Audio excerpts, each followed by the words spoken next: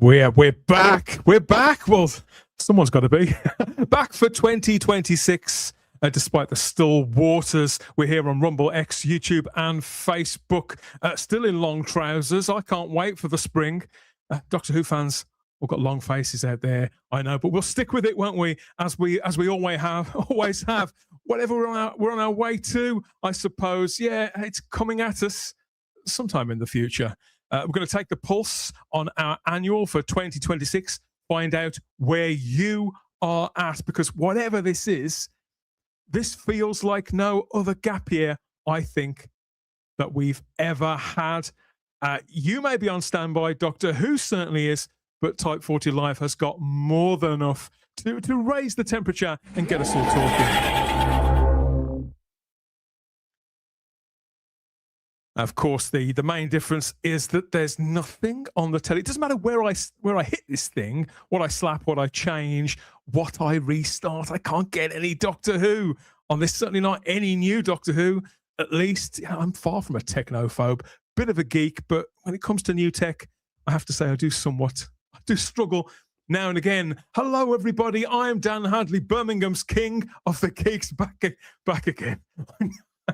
I know, well, we couldn't exactly let you down, could we, when everybody else has? So we're back, we're raring to go. The vortex is spinning and swirling all around. We've got some new graphics, some on the way, some here already, some great clips, news, views, banter, nostalgia. You know the mix by now. Dive in with myself and everybody else. They're coming in too. We've got a panel waiting to materialize. Everybody in the live chat dropping comments already on YouTube, Rumble, Facebook, and X. It's like we've never been away. And I'm going to keep trying. I'm going to keep angling, keep nudging, keep slapping. God, why do I say these things? Whatever it is, I'm going to keep on doing it. And you just stick with us. And I'm sure we'll get wherever it is that we're going to go. Thankfully, I've got an able crew waiting to step aboard, not least of all, including my mate, Gary Akers, sporting the team colours. Hello, mate. Absolutely. Hey, Dan, happy 2026. And, you know, but between your premieres and your chill streams the last couple of weeks, you know, we haven't been away, really. It feels like I haven't, but in other ways, it feels like I have. Because I don't think I've been thinking too much, and creating too much. I've been kind of rolling with the punches a little. I'm going to take the pulse of everybody else out there and the other panelists as well. It's just great to see your hat back on where it belongs there with the true diamond logo, not that terrible sort of blue tinge thing that they've introduced the last couple of years. Yeah. Well, come on. This is the premiere 2026 stream. You got to wear the colors, you know. Got to wear the colours. Got to keep bringing it, because heaven knows they have stopped. Still nothing coming through. Nothing coming through. Fortunately, we've got signals coming through from elsewhere in the Whoniverse. Not least of all from our Charlotte Shields. I'm here. Folks don't know I've had a bit of drama just to be on the stream tonight. She's back. Oh, it is good to see her. How are you feeling? In good voice? Ready to go? I'm better now, considering my laptop has finally done the updates I didn't ask for it to do. Yeah. So it took me about 20 minutes to get it even to turn on, folks. So that was the fun you guys didn't see backstage. Welcome to Windows. Welcome to Windows 11. It was the most flustered I think I've ever seen you. But we all have those moments, don't we? We definitely do. I mean, what do you like with tellies? What do you recommend I do with this? Because I still can't get any Doctor Who. Well, just maybe you'll find something else. Maybe it's just Doctor Who. It's having its own protest about. And if you try another TV show, it might like that a bit more. Yeah, maybe I should watch that Starfleet Academy. I keep hearing good things about that, Gary. You're not going to get me to watch that, Gary. I'm sorry. No. You tried last Charlotte, week. I you know what? Anybody out there who values their mental and emotional stability, do not watch this show, especially the new one for this week. Please, I beg of you, stay away. Okay, no Starfleet Academy then. Well, yeah, we can take a comfy chair at least. Yeah, there's three of us. There's room for the three of us on there. The only problem is, where on earth is Luke Walters going to sit? Hi, Luke. Hey, hello. Nice to see everyone again. Oh, how's everyone Hey, doing? Luke. I'm really well, thank you, Apart mate. from Gary, I'm happy to see everyone apart from Gary. Oh, Oh, I joke, because he's just mean to me. He's just mean. now see, people are really going to believe that just because of a comment that I dropped in a PM, which was solely just to provoke you. No, it's good. And yeah, I just woke up, so I didn't nearly make the stream. I fell asleep. I was like, oh shit. I'm sorry. Well, if you Pre put on, watershed. and you've sworn before the 15-minute mark, well, I'm sure we'll be fine. But this is what That's happens right. when you put on a chunky knit. You know, you've probably got the heating on or something like I that. have, yeah. I was watching Lucifer. I was having a great time. I fell asleep. Oh, it was nice. Lucifer. And I I think just Tom Ellis. started. I've just started Lucifer because I've got nothing else to watch. I thought you were going to say you were watching Loose Women and you'd fallen asleep. I thought, bloody hell. But also, the Six Nations kicks off in half an hour. Ireland versus France, and you know me, massive rugby fan. Can anybody translate? What's he talking about? Gary, any idea? Something involving a ball, probably, but I have no Maybe. idea. Charlotte, you got That's any right. ideas?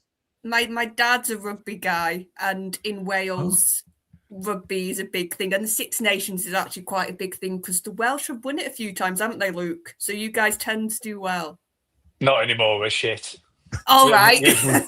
We've Maybe I'm won- thinking a lot way back then.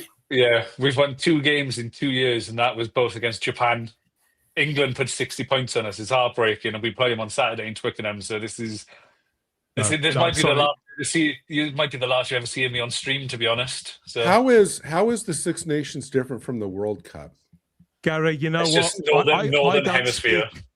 I don't speak sport at Yeah, all, no, with me the exception neither. of running. Gary- we need a Gary, translator. We definitely Gary, need to get a professional less teams. translator in. That's all you need to know. Less teams. Less teams. All right, that's good. I can understand. that. Fortunately, I'm trying to do the segue here because fortunately for us, we do have someone on who speaks fluent sporty. Yes, he's back. Our statistician himself, the one, the only, back to the crease for David Milling. Hello, Yes. hello, everybody. Yes, He did it. Good to see you, It's pal. Captain Kirk. good to see you, everybody. Hello, welcome to 2026, everybody, and welcome Yes. in the chat, and a special greeting to you all. Yes, how are we all? I was nearly Struggling. late for the stream because As you can see, we've got- struggling. Couldn't wait to get Yeah. back. Yeah, I was nearly late for the stream Half because, of us like, asleep. Some of us can't I log like in. We're Luke. fucking hell. yeah, I decided at 4:30 to do my homework for Saturday on the sister channel, and tried Yeah. to watch Starfleet Academy episode 5. I kept realizing that I was nodding, so I kept having to rewind, and then my body gave up, and it knocked me out for an hour. And I That's had a an hour mental skip, self-preservation. and I hadn't seriously, and I hadn't eaten. I've told myself I'm not allowed to watch it while I'm ironing because I will physically iron my hands You could out self-harm. of frustration, self-harm. Yes. So I had to rush some dinner down. And who cares about the Six Nations bloody egg-shaped ball? The Cricket World's 2020 Cup starts on Sunday. So that's all we care about. I mean, Because here I Wales- am complaining about the telly, David, and what's on the telly, what isn't on the telly. But it turns out Yeah. between us, we all, for one reason or another, actually would prefer a bit of a kip. And so Yeah. it might be this chair, this sort of chaise lounge, whatever you want to call it, is probably, I think it would come in handy. That's probably the item that we'd each prefer, really, if truth be Passion told. magnet. Not even Holly Hunter could sit in that chair. No, she We, probably has with the Klingon, but that's the issue. It's I think it Well all used. goes to prove the point, really, that we, just as Doctor Who, just as the Doctor Who fandom, we're all effectively on sleep mode. We're running silent, and we're running deep. Some of us deeper than others. no doubt, as we get stuck into it all. We're not talking about Star Trek. We're here to talk about Doctor Who, or what's left of it, and this resplendent blue logo, which is tinged with other highlights of various other things. So this was the fresh sort of lick of paint that they gave it all late last year. I think they were hoping that its blinding light, Luke, would completely cleanse us all. We're going to find out how we're all managing with that throughout the course of the show. I suspect results are seriously going to vary as 2026 takes flight. Yeah, we're Doctor Who is very much stuck in a bubble. Everybody involved, I think we are as well. It may be that it's not on the telly for a little while yet, but it doesn't mean that it's not playtime here at Type 40 Live. When have we ever let you down? No. So we're going to get down on the floor in the nicest possible way and put all the pieces together and see which bits work, what parts haven't gone rusty or dusty, or a bit of both. Between us, I'm sure we'll get somewhere. I mean, the good news is, if there's nothing on the telly, it is Panto season. And do you like a Panto? Do you like a Panto, Luke? Yeah, I love Panto, me. Yeah, absolutely love Panto. I went to a Panto when I was younger. I think I was only about 6 or something, and they got me up on stage to do sing "Who's at the Bottom of the Garden" and his name is Wiggly Woo and all this stuff. And they give me a big bag of chocolate and they told me, "Don't look in there, there's £1 million in it." And I would not let anyone touch it for like 2 days because I was like, "Oh, there's £1 million in it." And my mother had to let me down gently.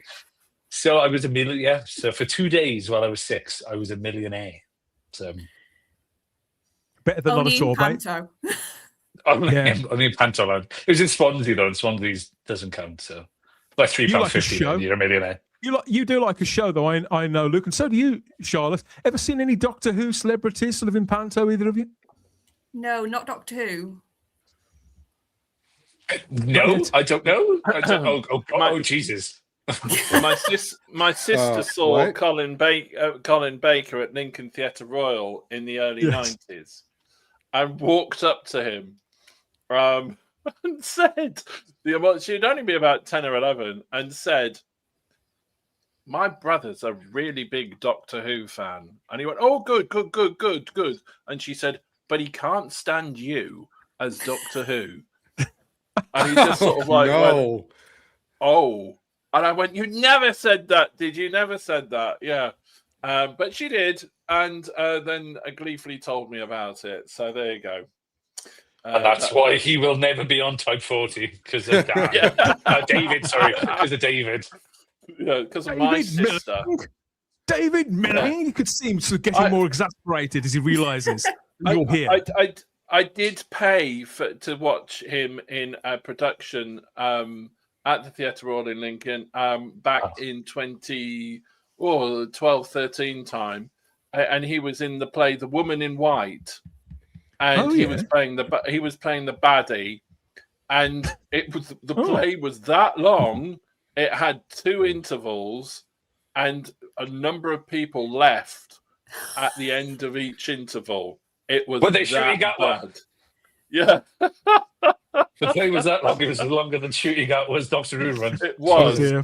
Never mind, Colin. Never mind, mate. Look, it's okay. So there may or may not be Pantos out there to see featuring Doctor Who stars. I don't know. But if you want to spot a Doctor Who star who you're not used to seeing, you could do a lot worse than tune into one of the country's leading soap operas. I don't know if people still watch serial dramas. I mean, my nan was a massive fan of Coronation Street, so she'd still be glued to it, I don't doubt, if she was still with us.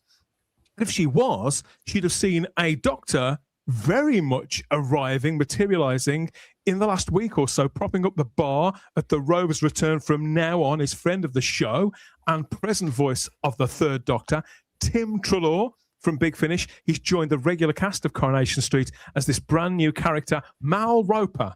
So Tim has announced as he published this picture to his social media this week. Now, I thought he'd gone as some sort of Santagram. Yeah.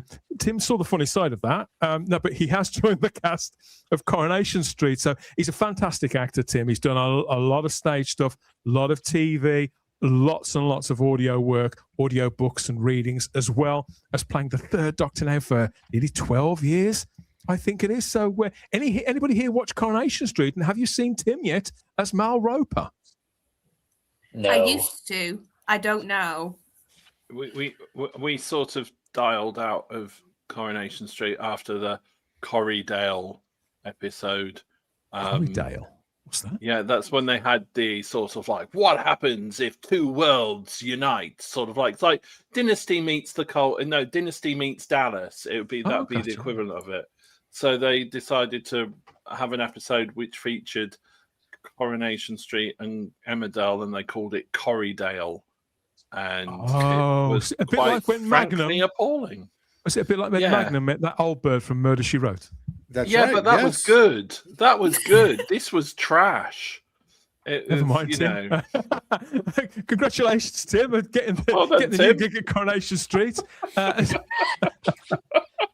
No, I think this is good. I think this is great stuff because obviously Tim's been doing Doctor Who for a long, long time. He's great with the fans. He's certainly fantastic as the Third Doctor. If you haven't heard him, I can't recommend these enough. This is one of the latest ones, Doctor Who and the Brain Drain. Gary, ever had your brain drained?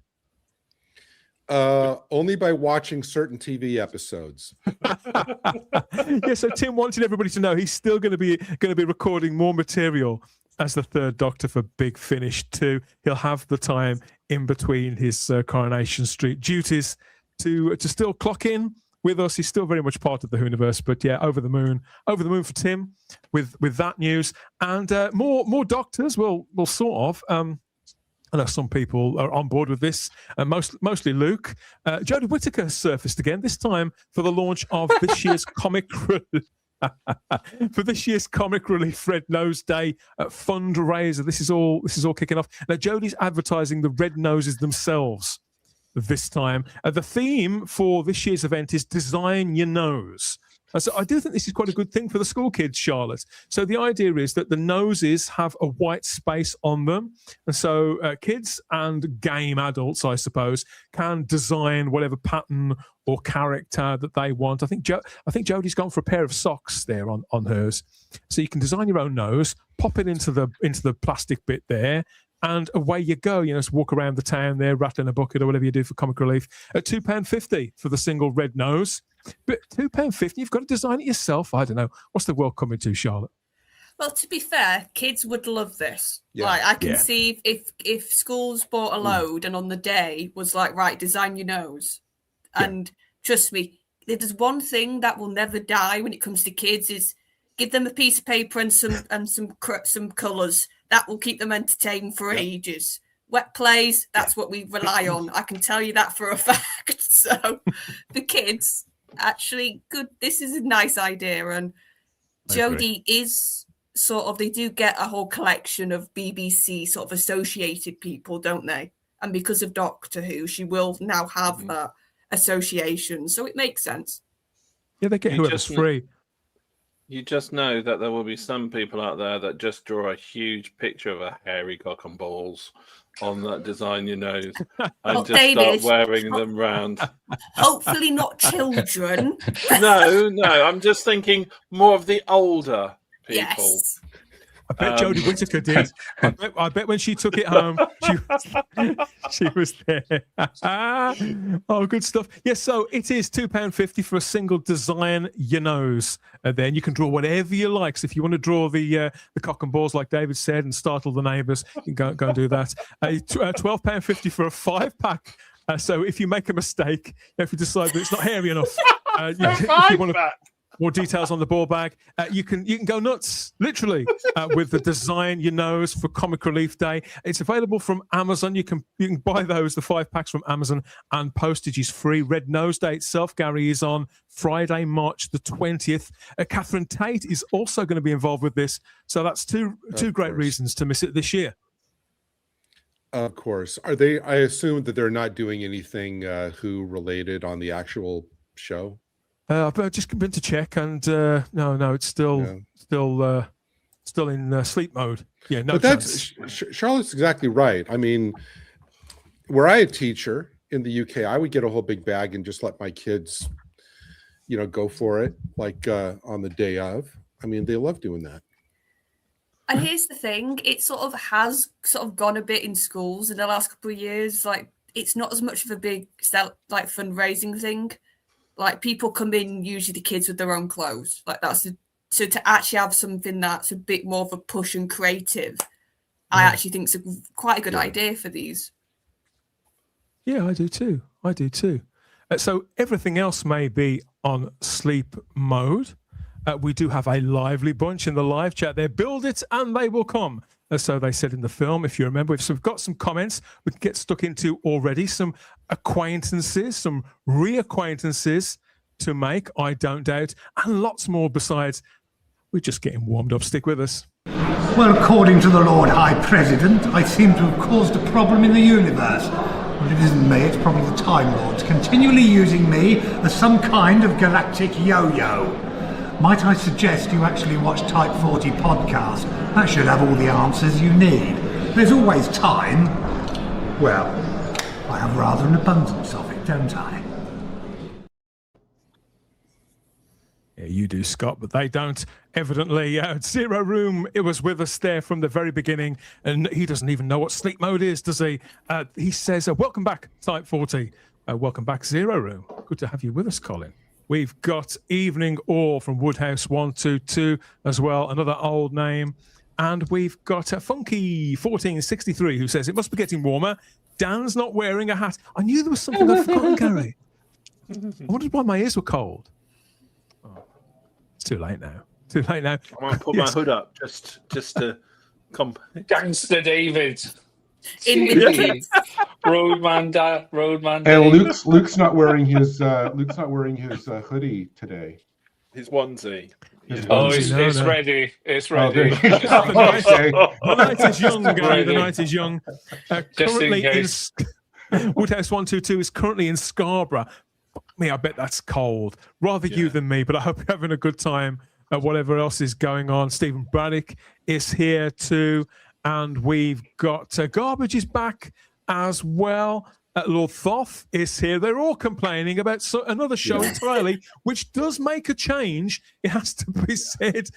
But don't get it out of your systems just yet. You might want to wait a couple of days there. 100%. Yes, it's real, says Garbage. Yes, it really is true. We're back after a few weeks away. And Funky asks, so Luke is sober? Several question marks. So, yes. Yes, Luke is sober. Luke got in from work and fell asleep watching Lucifer. It's really good. I can't believe I slept on that show for so many years. Oh, my God. I'm so annoyed at myself. I was going to say, you've only got about 4 or 5 seasons now, Luke, to catch up on. I've actually been going, Luke, it's funny. I've been actually going kind of back and forth on watching that this year. I started it on Friday. I'm on the end of season 5, and I start season 6. Have you heard of something called Sherlock Holmes, Luke? That's apparently quite good. Well, the Rathbone one. Any Sherlock Holmes. Oh yeah. The films are okay. There's a new young Sherlock coming out that's made by Guy Ritchie, but yeah, I'll skip that one. So no, watch Elementary. That's great. Yeah, there's a new one out with who's playing Matt Berry voiced Sherlock in the original series in the first one, and then I can't remember who's playing Sherlock in the second series now. It's an American show. I can't remember it.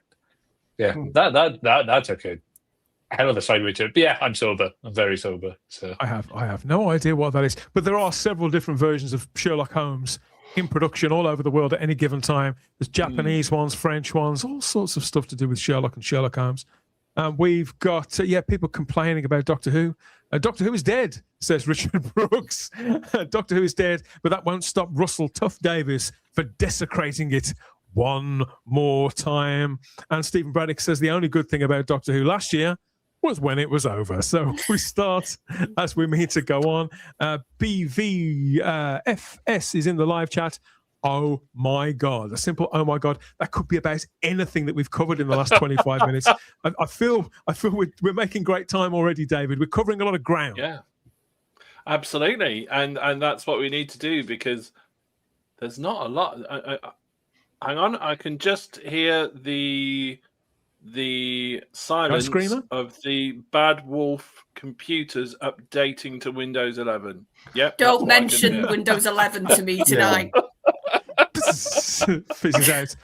We've got F's in the chat. F is in the chat, and says, I saw Colin Baker and Louise Jameson in a play together. They were good. The play was awful. Thanks for that late review. When was that? 1984? 85? Let us know which play it was. F's in the chat. We'd love to know. Emmerdale blows up Corrie, says Funky. Is that a good thing? Well, they're only an hour away from each other, Yorkshire and Manchester, so just not very ideal. But as we know in the Wallace and Gromit, they all sort of tend to freeze when it says the Yorkshire border from Lancashire. Yeah. We've got Eggsy Trek Jedi in the live chat. Hello. Type Great 40 name. folks from America. That's all of America, including you, Gary. So that's pretty much inclusive of yourself. Maybe he was right down the block. Could be. Evening, everyone, says Adrian James. Rob Alexander says, pick your nose. You pick your nose, Rob. You pick yours. I didn't pick this. Would anybody pick a nose like this, given the choice? There we are. Can I have an elephant's trunk? Says, we're back to the comic relief story there. Eggsy Trek Jedi wants an elephant's trunk on the old design your nose thing with Jodie Whittaker's got there. I think Jodie could be probably there for quite a time. I would imagine that she only uses crayons. I bet they don't let her have any sharp objects. So if she sticks them up her nose or something like that. And Woodhouse122 is not a fan of comic relief. No, me neither for the most part. I'm always a bit dubious about where some of that money is going. But I do think this is quite a good thing for the kids to get involved with, to be fair. FS says she's one of the worst ambassadors for the show. She was a terrible ambassador for Doctor Who. Let's hope that she's a better ambassador for comic relief. If I'm going to say something nice, I'm trying to be nice. Well, she's not a comedian, is she? Says Ezra Goldstein. No, but just as Charlotte says, I think they're all sorts of pretenses have kind of dropped with comic relief now. It's very much like a BBC thing. So if you're in with the BBC, you'll expect to do your stint. Do you think it could be that way? It's like, I'll be very surprised if David Tennant isn't presenting. Oh God, don't swear. Just He don't let the always fucker does. sing. Don't let him sing anything. Anyone seen the cast for the new Saturday Night Live in the UK? I have. Something did flash up. They're doing Saturday Night Live in the UK now? They are, yeah. I did not know that. Okay. Before I say anything, just started. Before I say anything rude, is anybody that you know on the show, Luke? No, I know people that auditioned for it, but I don't know anyone on it. So they do seem like a good bunch of like up and comers. It doesn't seem like, your Rob Beckett's of the world, or the ones that are always on. It seems like they are just genuinely new and up and coming comedians. So that's a good thing. That's a good thing at least. So I'm quite interested. Yeah. Funky suggests that Jeremy Brett's Sherlock Holmes is the best. I'd say he's certainly it'd be a toy's toss, I feel, between him and Basil Rathbone, if I was to give an opinion myself. Domgo says, evening, everyone. Nice to see the live show back. Yes, the live show is back. The live stream is back. Funky says, can we finally say this is a Doctor Who podcast? Well, this isn't a podcast. This is a live stream. So the two things. You can say it's a podcast if you want. I say this all the time. Podcasts and live streams are different things. Yes. I make a podcast. I also make a live stream, so I know. No, this isn't a podcast. We put some of the material out sometimes as a podcast, but no, this is a live stream and not a podcast. They are not the same thing. Funnily enough, someone just texted me and I said I can't talk. I'm on a podcast. I'm so sorry. Oh, Luke. Pass them over to me. Send them to me. I'll put them straight. It was like Jedi asks, are there any DVDs or Blu-rays of Colin Baker's The Stranger? You can get them on DVD, or at least you could. Oh, really? Whether they're still in print, I don't know. Maybe eBay. I would say eBay is probably your best hope. Maybe there's. I'm not sure if there'll be Region 1 though. No, there'd be Certificate U, but I couldn't tell you as to whether they're still in print or not. BBV, is the website you've got to look for, and they'll be able to tell you what's currently available and what isn't. Because they do put out interviews and things like that. But as for the back catalogue titles stretching that far back, I'm not quite sure, Eggsy. So have a look, have a scoot, have a Google, and you may find that they are out there. The play, we've got a result in for the play with Colin Baker and Louise Jameson. F's in the chat says it was called Corpse from 2002. Mark McGann was in it too, apparently. Not that I remember. So he was having such a good time. He couldn't remember Mark being it. Mark's the guy. Is it Mark McGann or Steve McGann who's in Call the Midwife? Does anybody watch that? I think that was Stephen. So I think it might have been Stephen. Oh. Sorry, I just looked at the BBV website. They're there for download as well. The Stranger. So it's DVD and download. DVD and download for $10.99. So there you go. So they are available. You can't go wrong for a tenner. It's okay. And there's also they also did like good standalones, like the Airzone Solution and standalones. It is Stephen McGann in Call the Midwife. I've just checked. We're cooking with gas now, everybody, aren't we? We're cooking with gas. And welcome back, Type 40. We've missed you. You're our shining light of common sense in these mad times. I won't go quite that far, Steve Braddock. I don't think we can live up to that. But we'll do our best, won't we, Gary? We are a shining light. Absolutely. When Luke's not here. But I'm kidding, buddy. Sorry. Sorry, have a look at this. I have a capybara. Well, it's my capybara. It's my Mrs. Capybara lamp that lights when you touch it. He's losing it, folks. He's losing it. How cool is that? Very cool. I've got rubber ducks that do that in the bath that light up. Amazing. And, I sent Charlotte a picture of my rubber duck, which is that was lit in the dark. He did. Once. Are you okay? Are you okay, Charlotte? Dan, see what happens when there's too long of a break. See what happens. It was absolutely 100% innocent, I have to say. To any newcomers, this is normal. This beginning of the stream. Oh God, whose idea was this again? Yes, we are back, everybody. If this is the first show, imagine what the rest of them are going to be like. Heaven knows where it's going to go, what we're going to talk about, the ground that we are going to cover. We're not going to go to ground. We're just going to cover as much ground as we possibly can. We might have to at this point. It is safe to look most of the time, Poppy. You'll be fine. But yeah, keep the comments coming, everybody. That's how we like it. There's a few more things, a few more beats that we've got to hit. Not least of all, check in with him. This is Philip Roy from Doctor Who Meets the Scorpion, inside my Type 40 time and travel capsule, which is appropriate, since this is the Type 40 podcast.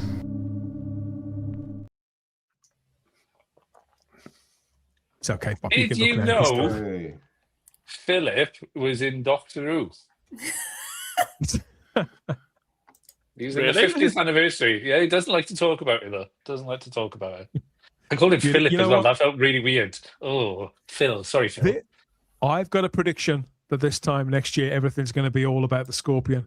I think this is definitely the year of the Scorpion, and Phil will be received rapturously for his turn as Doctor Who. Who knows? He may well get the call over to Gallifrey 1. But in the meantime, we've got to slum it with for the 36th Gallifrey 1 convention. This is about to start, and they're promising stories untold between the 6th and the 8th of February 2026 for this event. As usual, it's at the Marriott Los Angeles Airport. Gary, I know you used to go to this event every year, didn't you? It was absolutely something I look forward to all year. I haven't been since 2018, and I used to go every year. It was a real event, but I just had no interest in it anymore. But it was really, honestly, quite something when it was, back in the heyday of Matt Smith and Capaldi. It really was great. Won't any of these names tempt you? This is the lineup for this year. Look, we've got Peter Davison, Freema Agyeman, Sarah Sutton, Matthew Waterhouse, Daphne Ashbrook. Colonel Sexy Pants is there. Look, Dave. Philip Siegel, Ian McNeice, lots of people from Doctor Who, the present and the past. and Joe Martin's there as well, so that's good. So we've got lots of people. Yeah, they've packed the schedules there with Doctor Who actors, writers, directors. In all sincerity, from every era, I think there probably is somebody and something for everyone in the mix here, Gary. I mean, it really honestly is something. It takes over the whole bottom floor of the hotel, and there's like about 4 tracks of programming running simultaneously at any given time, from the first thing in the morning until very late at night on all 3 days. And so there is never a downtime. You can always find something to do. There's a video room if you just want to sit and watch videos all day. The dealer's room, panels galore. You can really make a full day of it for 3 days. I know that they were planning on, Paul McGann was supposed to show up for a big 30th anniversary thing with Daphne Ashbrook and Yi Ji-zo and Philip Siegel and stuff, but his work commitments prevented that. But, I'm sure Davison and Sarah Sutton together will probably be pretty good. It's quite the list. There's lots of people who do a lot of conventions, to be fair. But what struck me is how there is a first convention appearance by someone who's never appeared in North America at an event before. And it seems like quite a big deal that Millie Gibson is attending her first huge Doctor Who convention, and only a couple of years after, well, I suppose you could say she was a big part of the last series, come to think of it, but relatively recently after leaving the show. So I believe that when we start to get the usual sort of quotes and snippets from the convention, a lot of people are going to be very interested in anything that Millie Gibson has to say about this, Luke, now that she's on the outside. Yeah, I don't expect her to say much of anything about anything until 20 years time down the line, when someone does a big expose. We'll get another version of the long game, but bad wolf or naughty wolf or something down the line, or the Legend of Ruby Sunday as a book. Yeah, they're not going to say much about it. She's going to say how much of a nice time she had, how much she loved night shoots, all that fun stuff, and there'll be loads of bluff and gusto. Now she's best friends with Shooty Gatwa. Yeah, I wouldn't expect much of anything. So, but apparently she's really nice. So, and she's from Manchester, so I better shut up. Everybody. I've got to say that. Everybody who I've ever met or got like signings from or had a chat with at Gallifrey One has always been very, nice and professional. I know that in the last few years, Luke, to kind of go with what you just said, especially a lot of the new series stuff since 2017, they used to have it where the one main room where they have all the big, the A-listers there up on stage and giving their talk and presentation, and then they would allow time for anybody in the audience to basically kind of stand up, walk over to a microphone positioned like in the middle and on the edges. And ever since like, I think 2019, 2020, you always have to pre-submit questions. They don't allow walk up whatever's on their mind. I'm sure Millie, while a lovely person, is whatever questions that she gets will be vetted. She probably doesn't want to burn any professional bridges. Well, she seems very keen, Gary. She published this video to her own social medias and all over the Gallifrey One page as well. This is what Millie Gibson had to say to the fans, directly to the fans. Check it out. Hi everyone, it's Millie Gibson here. I'm so excited to see you all at the Gallifrey event in Los Angeles. I'm going to be there from the 6th and 7th of Feb. I can't wait to see you all. Bye. She will be, trust me, she will be rapturously received by everybody at the convention. I'm positive. Well, to be fair, like she was the bright spot for some of those episodes of Shooty's run. Like even if you weren't jiving with some of the writing or the Doctor or other things going on, I remember a few times thinking, at least Millie's been a good performer here, even though I think her character was very poorly served by the end of it all. I think there was a lot they could have done with Ruby, and they just well, we can guess what happened. We'll, like Luke said, 5-10 years down the road, we might actually start to get a little bit of it. But I remember thinking, it's a shame that they seem to have this quite hungry, very capable actress as the companion. And she could have been a really good one, I think. And it'd be nice to hear her be able to talk and sort of say her experiences with that. So with that one Instagram post, she's done more advertising for Gallifrey than Shooty did for season 2. She looked great in that video just now. Yeah. What I liked about it is that she looked like she hadn't got a care in the world, David. Yeah, and it looked like it was very humid where she was because her hair that was in Manchester. And I know that my wife has that issue when we go on holiday to somewhere humid. Her hair suddenly goes crazy, and she looks really happy. She looked really good, and she just looked very at one with herself, which was really lovely to see. And it's a shame that they vet the questions now, but you can understand why, because you don't want to put. It must be very difficult if you're on one of the panels and then suddenly you get one of those questions that, oh well, the press said you didn't like night shoots. What do you have? And it puts whilst it is nice, it is somebody's right to do that. It can put a sour note onto an event. If do you know what I'm trying to say? Nobody's going to ask. Nobody's going to ask that. I don't think. And she just they may have done a couple of years ago. I think I can see why. Now you've explained it. Yeah, I can see it happening. There are plenty of people to see. It looks like they have got most things covered here. I know that Gallifrey 1 is going to change hands in a couple of years' time.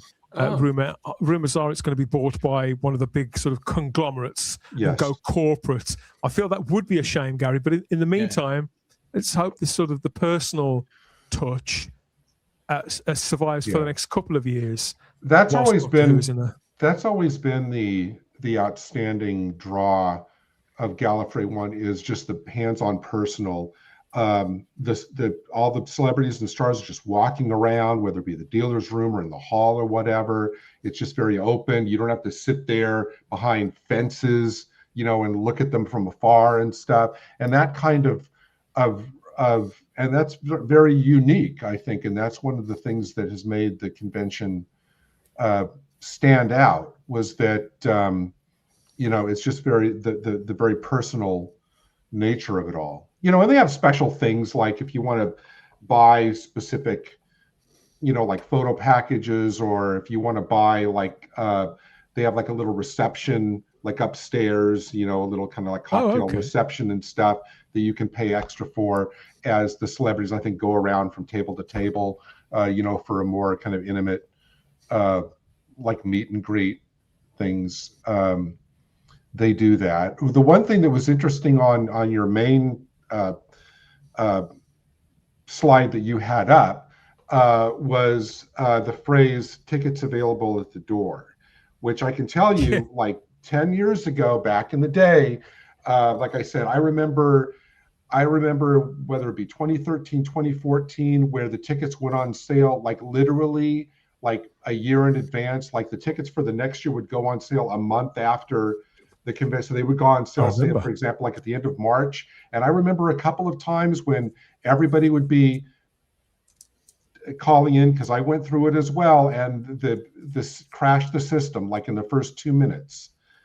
Because everybody was calling for, and then you had to wait for them to fix it and then post more tickets, and then it sells out a year in advance. So the fact that there's still kind of tickets at the door is can be seen, if you choose to see it that way, as an indicator of the comparative, interest level in the show now. Yeah, the big drop off. I remember those days. I remember people getting very frustrated about it. It was never an option for me to go for one reason or another. But I definitely remember reading that it was a thing. It happened. If you're going to be there, obviously let us know. We're going to be following the gossip and any announcements that may come from Gallifrey 1. You never know. On the next edition of the show, somebody may slip up and say something they shouldn't, Charlotte, and we're going to be waiting. We're going to be ready, and we're going to be jumping on it here back on Type 40 Live in our new regular slot, 7:30 p.m. So get used to that as well. That's the 36 Legends of Gallifrey 1. That kicks off tomorrow as of time of recording for 6th, the 7th, and the 8th. So that's 3 full days. Who knows? Some of that may be spent sober or sobering up. If you're going to be there, let us know. But that's about as alive as things are at the moment. Doctor Who itself is coming back eventually. You know, we've been left with this giant graphic of the familiar shape, visage of the TARDIS there, slipping out of a wormhole. One Doctor Who special coming at the very tail end of the year. It's up to us. Until then, everybody, I hate to say, we're going to do our bit here at Type 40 Live, as always with a Topped Up mug and a few Jaffa cakes at the side as well. If you'd like some more, if you want to get us in your ears on the podcast, who was that? Funky? This is the podcast on the Type 40 podcast, available across all major podcatchers. So Spotify, Audible, Apple, Amazon, all those places to get the Type 40 podcast. The most recent editions, God, we've had some really good ones lately, even if I say so myself. So Keith Barnfather, he came back on to talk about 40 years of real-time pictures. That was fantastic. We did our randomized review of the Matt Smith story Closing Time from 2011, and I'm still reeling from the fact that was 15 years ago. So that was a lot of fun. And most recently, our celebration of Meganuary and the 2 births of the 8th Doctor. We covered as much ground as we possibly could and reviewed the very first Big Finish Paul McGann story too, when the 8th Doctor went up in the R101 there in Storm Warning. So get all of that in your ears, or catch the enhanced video editions here on the Type 40 channel on YouTube as well. But this is Type 40 Live on Rumble, X, YouTube, and Facebook. Back, working our way up to it. Yeah, someone's got to, haven't they? So whilst we're limbering up and bringing you what we can, you bring the rest in the live chat. We want more comments. We want your takes on everything that we're going to disclose over the next however long, because there's a fair amount to share. When isn't there? Hey Uncle, you never guess who I met? Thank you for reviewing the trailer for Time Crisis. We appreciate it. It was awesome. Amazing, yeah, thank you.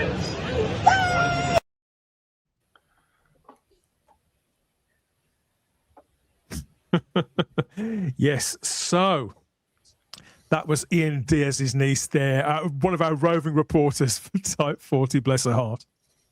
Okay, so this is how it is. Doctor Who's broken for the time being, very broken. Off screen, no matter how we mess around and fiddle and twist and turn, it's off screen for a whole calendar year, believe it or not. Look, in a pretty short, frantic space of time, we had 2 full-ish seasons, didn't we? And a couple of specials produced under that co-production deal there between Disney Plus and Bad Wolf. I think it's fair to say that all went tits up. Something, to be fair, everyone saw coming. Everybody, weirdly, apart from the people making it, or so they'd have you believe. Anyway, and that once again, the Whoniverse is silent, and the fan base left to take it in and make our own amusement.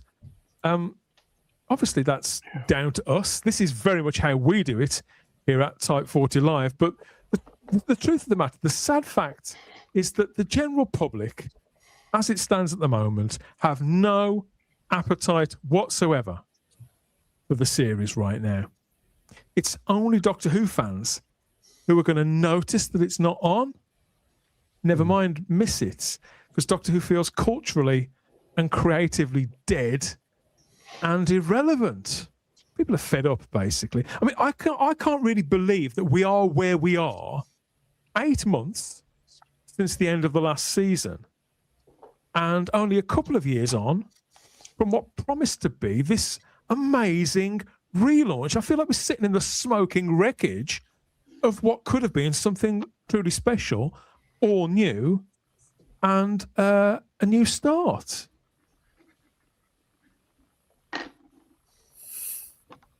Do you want me to sing Closing Time again just to cheer everyone up?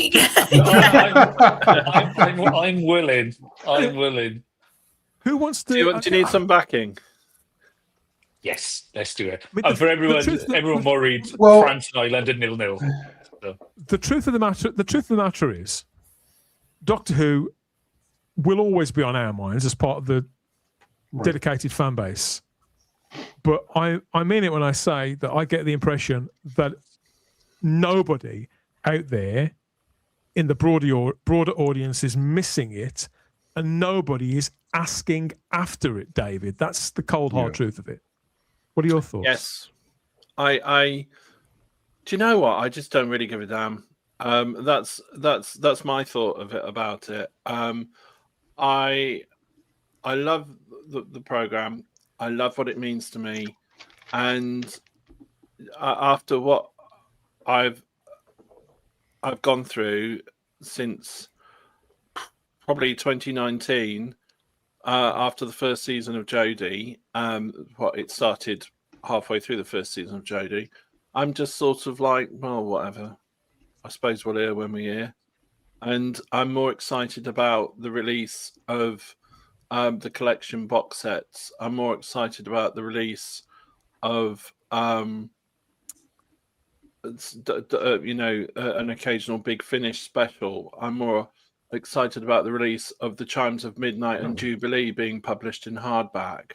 For me, I'm worried in the fact that Doctor Who has become irrelevant for that new generation of viewers, especially the younger viewers, and they appear to have remedied that with the CBeebies sort of thing. The fact that Charlotte was saying nobody really mentions it at school, when I remember I was 7 at school, it's all we were talking about in the playground. That's when we had Monday and Tuesday night double bills, twice weekly with Peter Davison. And I'm in that sort of thing that Simon Horton often says, is that I don't think that people hate Doctor Who, or very few people hate Doctor Who.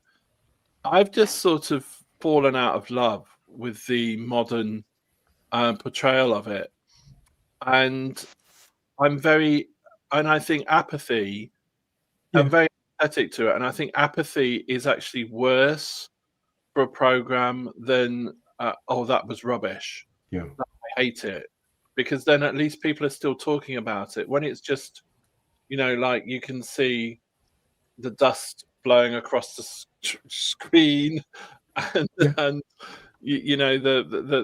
forget the term of the hay blowing across the sea. You know what I'm talking Tumbleweeds. about? Tumbleweeds. Thank you. Yeah. Yeah, that's the phrase. When I just see that, I feel very sad about it all. And to be honest, the only Doctor Who thing I'd actually been giving any thought whatsoever is to the release of the series season 21 box set.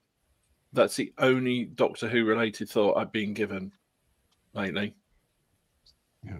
And it's sad. I feel really sad that I'm not I can't wait for the next Christmas special, but if anything, I'm really fearful for the Christmas special. I'm really anxious about it, because I'm thinking, oh no, what's going to happen next?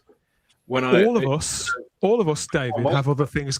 All of us, David, have other things going on in our lives, and that family, work, other outside interests. It's not as if Doctor Who is all that we eat, sleep, and drink. No. But when you've followed something for a long time, I think anywhere between even 2 years, never mind 5, 10, 15, 20, Luke, you feel a connection to it.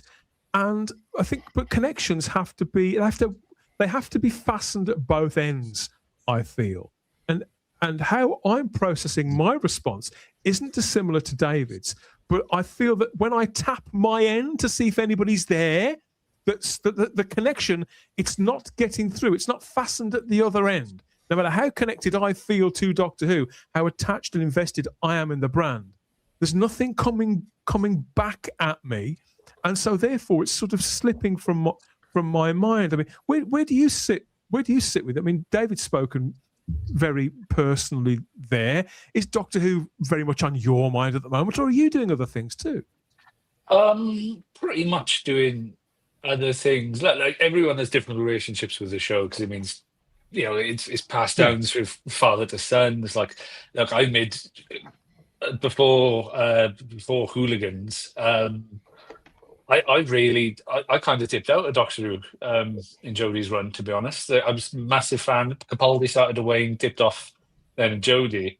And then obviously we started doing Hooligans, Tennant's coming back and his peaks and he falls straight back into it. And I got a fantastic group of friends because of Doctor Who. So we'll always have Doctor Who brought me these people, but the show is just it's not what it could be, and it's kind of there now. It's kind of more or less an afterthought, kind of, because it's a strange one. It is a really, really strange one because even when you watch it, you're hoping for like the best thing ever, and even if it is good, but it doesn't meet your expectation of what you perceive to be good Doctor Who, then it's always going to come up trumps against what you have in your head. So it's a bit, but I just, especially now with the gap year as well, like same with David. When I was younger in school, every kid knew what a Dalek was.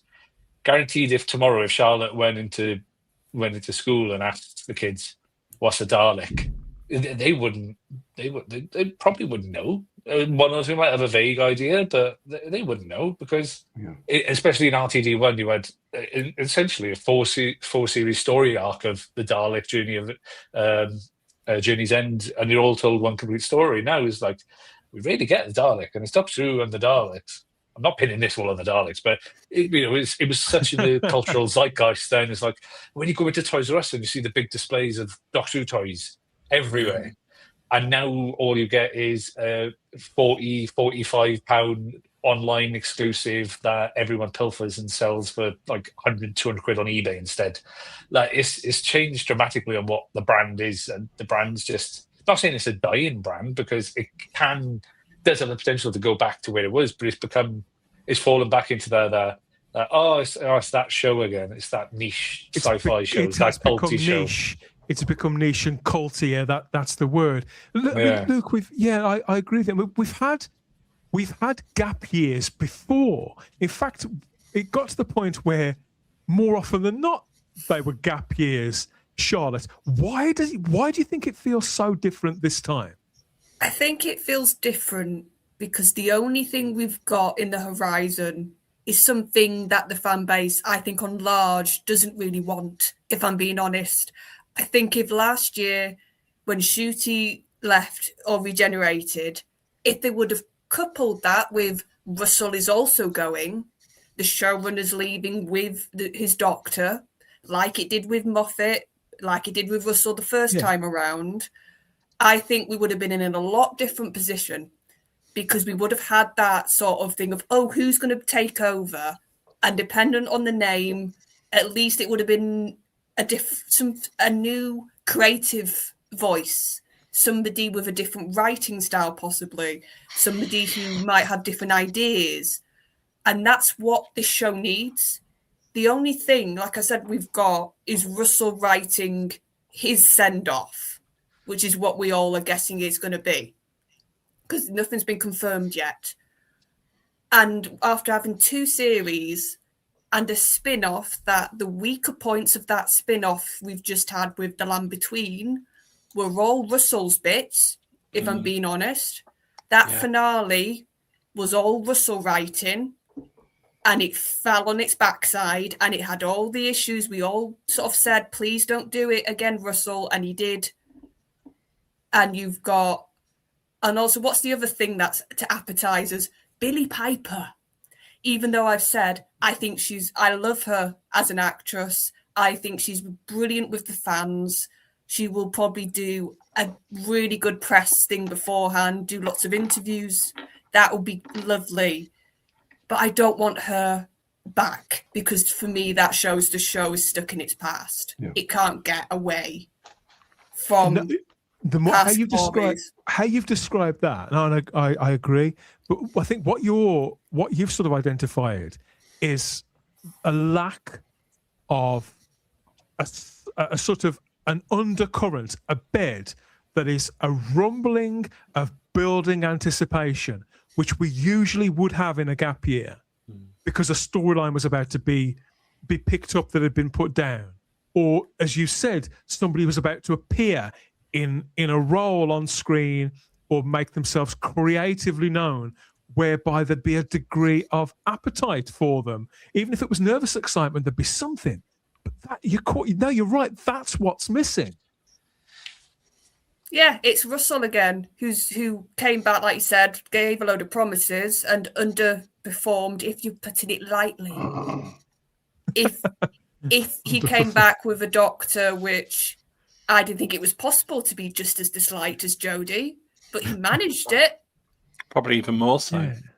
I think there's a real chance that Ncuti's Doctor, and I've said this in plenty of live streams, it's not all on him. There's plenty of other moving parts to his Doctor failing. But he did. The fact that he's gone for, like you said, how many months now?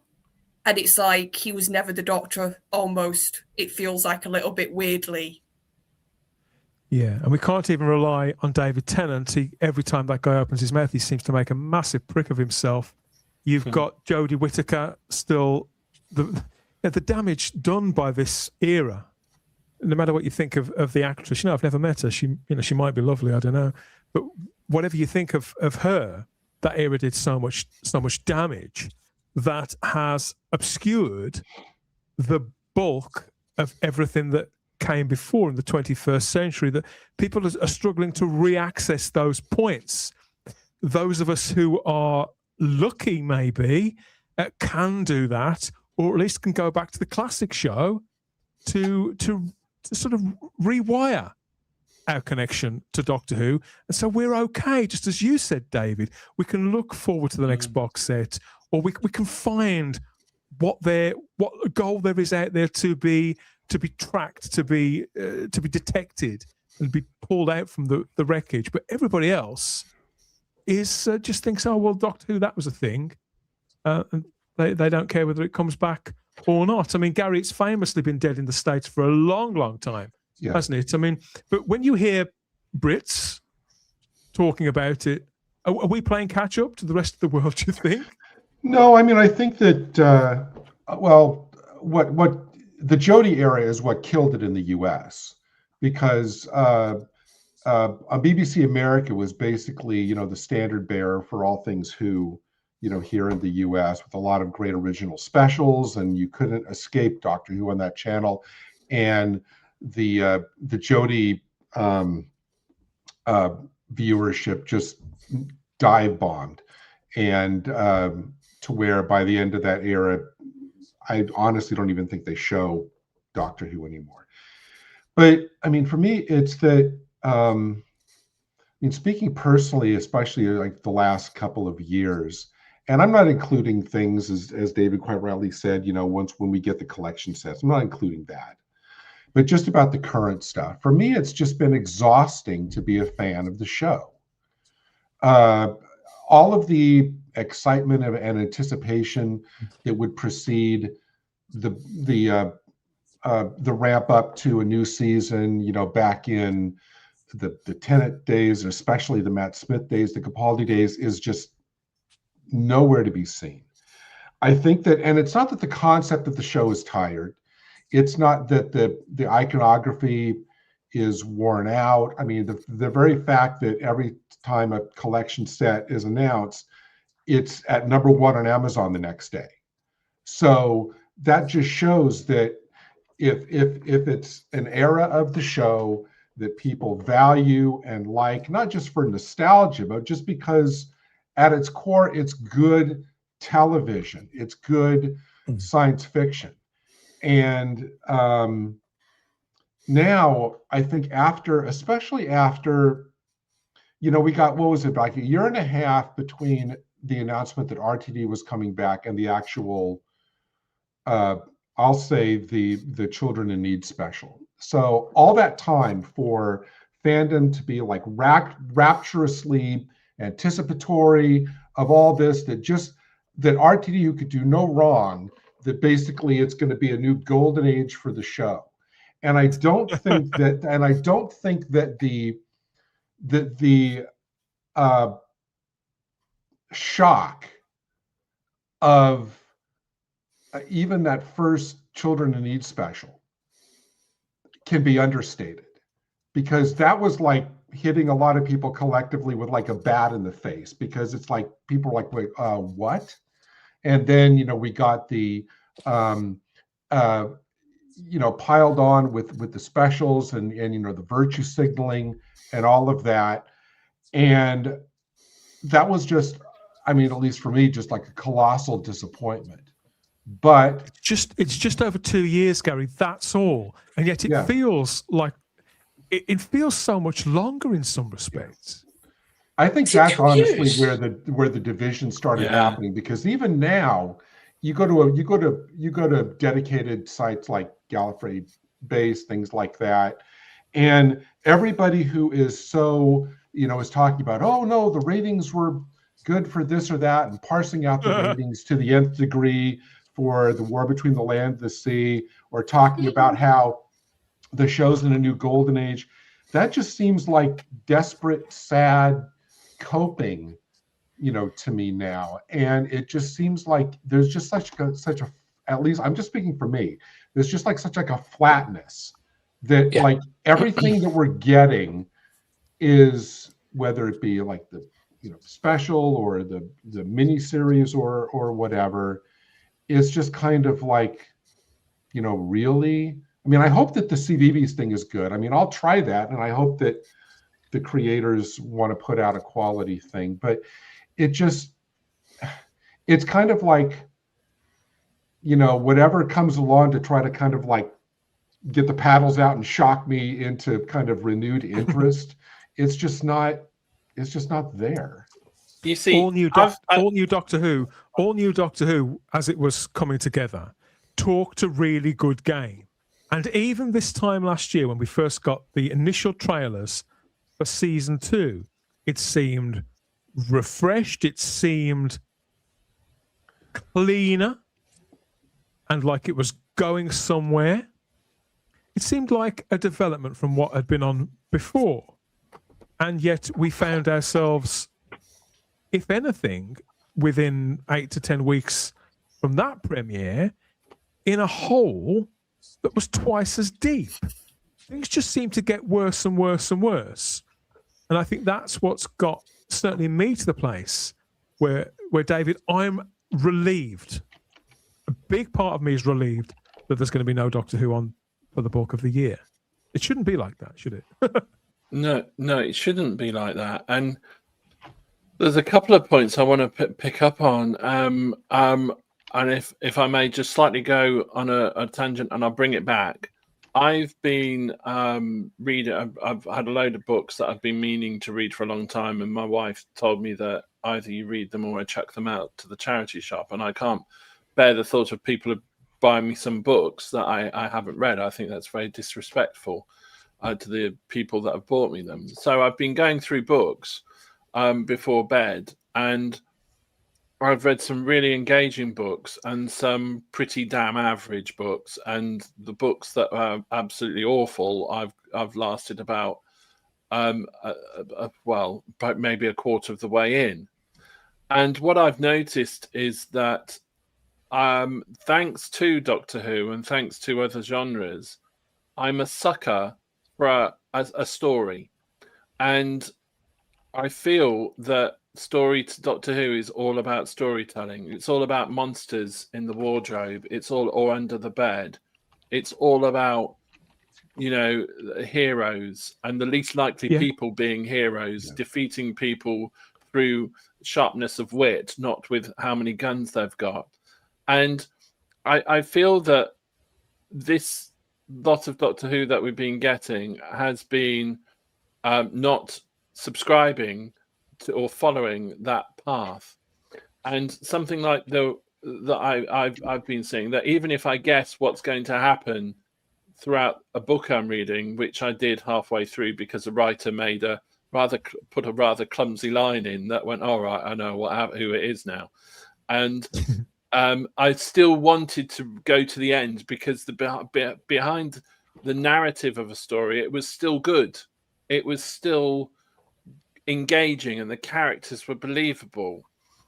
And I want to see a Doctor Who that is somewhat better than The War Between. And the reason why The War Between did okay was because it was a bang average storyline, but it had a plausible storyline, even though it was quite simple.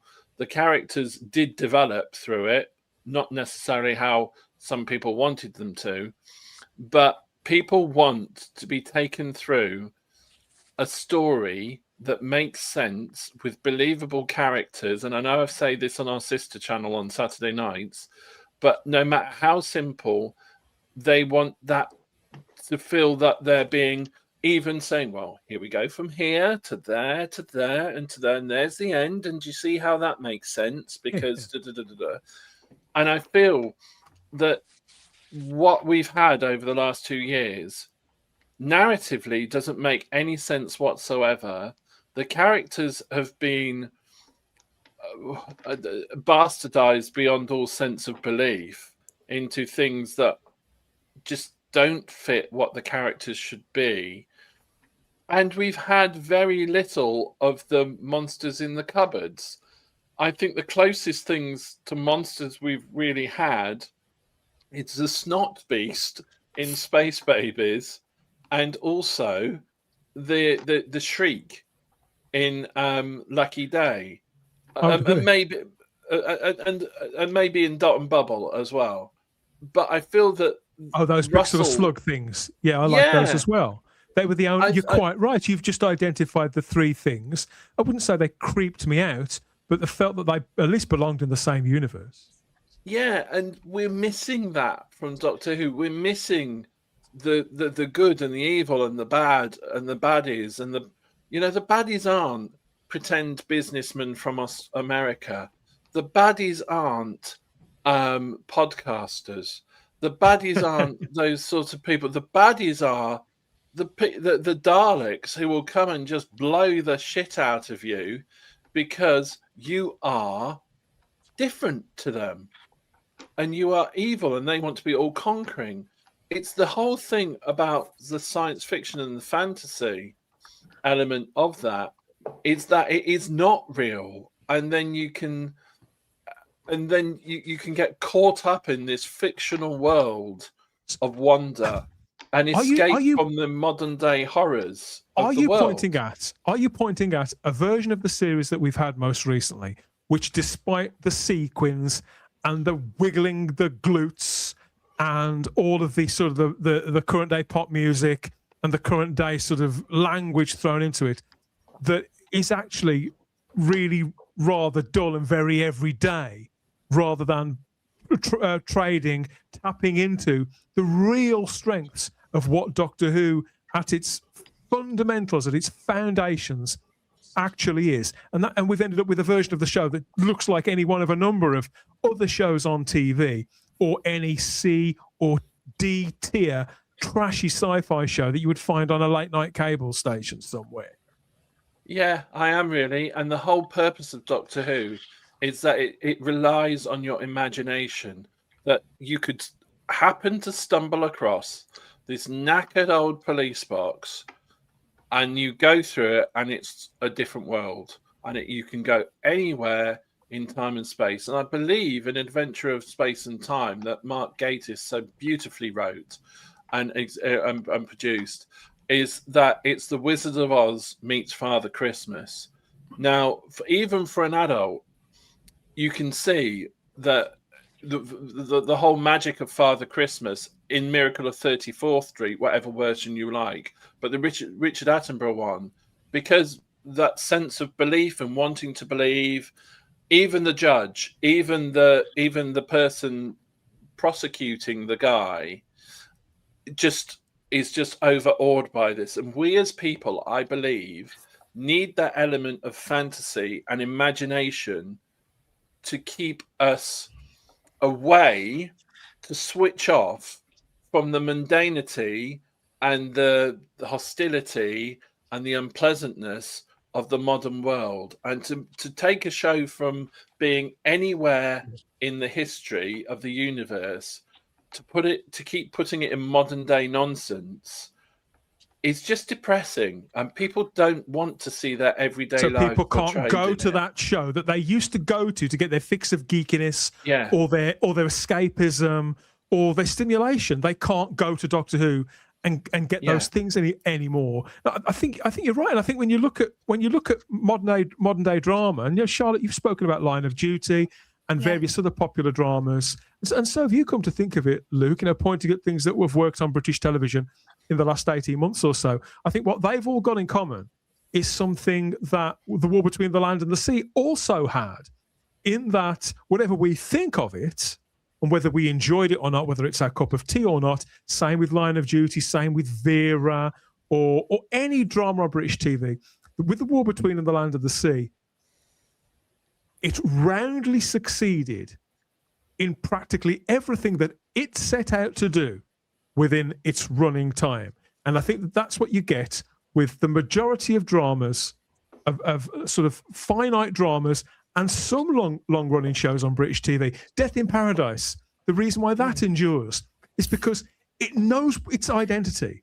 Yep. It knows what it's got to achieve, and it achieves that. It succeeds in everything that it sets out to do. Whereas Doctor Who can't seem to walk that line either. Never mind throughout a whole season anymore, the way that Russell could do so deftly. It can't seem to manage it for 45 minutes straight. And I don't know. Clearly, it's possible because they did that. Again, whether you liked it or not, the War Between the Land and the Sea succeeded in doing practically everything it set out to do. So it's something about this show, whether it's the weight of it being a cultural icon, an expectation, or I don't know, whether it's this feeling that it can be used for other purposes, that it should be used as some sort of a weapon or an instrument of delivery of other ideas. But all of these things, whatever it is, I'm sure it's a mixture of those things, that is what's getting in the way of the ideal target audience getting that entertainment, that fix of what David's just described from this show. And it to the point where it doesn't even matter who's playing these parts. If it's not there on the page, and if it's not there in the hearts, then Doctor Who isn't present. Therefore, and that's how we end up in a situation where the appetite for it ebbs away and the whole thing goes on standby. I think that's how we've got where we are. It's a combination of things. They've forgotten how to make good TV. I honestly think it's that simple. Well, and so we've got to make our own amusement. I was going to say, I sort of said in one of our streams for the Land Between, the War Between, the War Show. My stupid title still think that's stupid title. But it made me realise something, and I said it there, and this feeling has sort of sat even more with me, that they've lost who the Doctor is. This production team, Russell, his writers, they've completely lost the character. And they just he does certain things, he speaks fast, he does this, so he's the Doctor. No. He says technobabble, he has a companion. No, it's the heart, it's the soul of the character. I think they've utterly lost. And it was this sort of creeping callousness with Ncuti's Doctor in the writing. It was his way he dealt with somebody who he saw was beneath him or wasn't worthy of any sort of kindness or anything. It was how he treated Ruby in that first series. At times, the Doctor isn't completely rainbows and sunshine. We've said this, the Doctor can have morally grey moments. He can question himself. He can do stuff that can be a bit stark and dark, but he's never cruel. He never leaves people behind. He never basically puts his own feelings and needs above others. Those are core parts of the Doctor as a character. And I feel like in different episodes, Ncuti's Doctor broke that. Whether that was in Rogue, the way that he completely forgot he had a companion that episode. Ruby could have been killed multiple times, but he was too busy flirting with Rogue, and that's putting it lightly, flirting with Rogue with the writing of that episode. He tortured somebody repeatedly, had no issue. All those things that we talked about throughout last spring and last summer.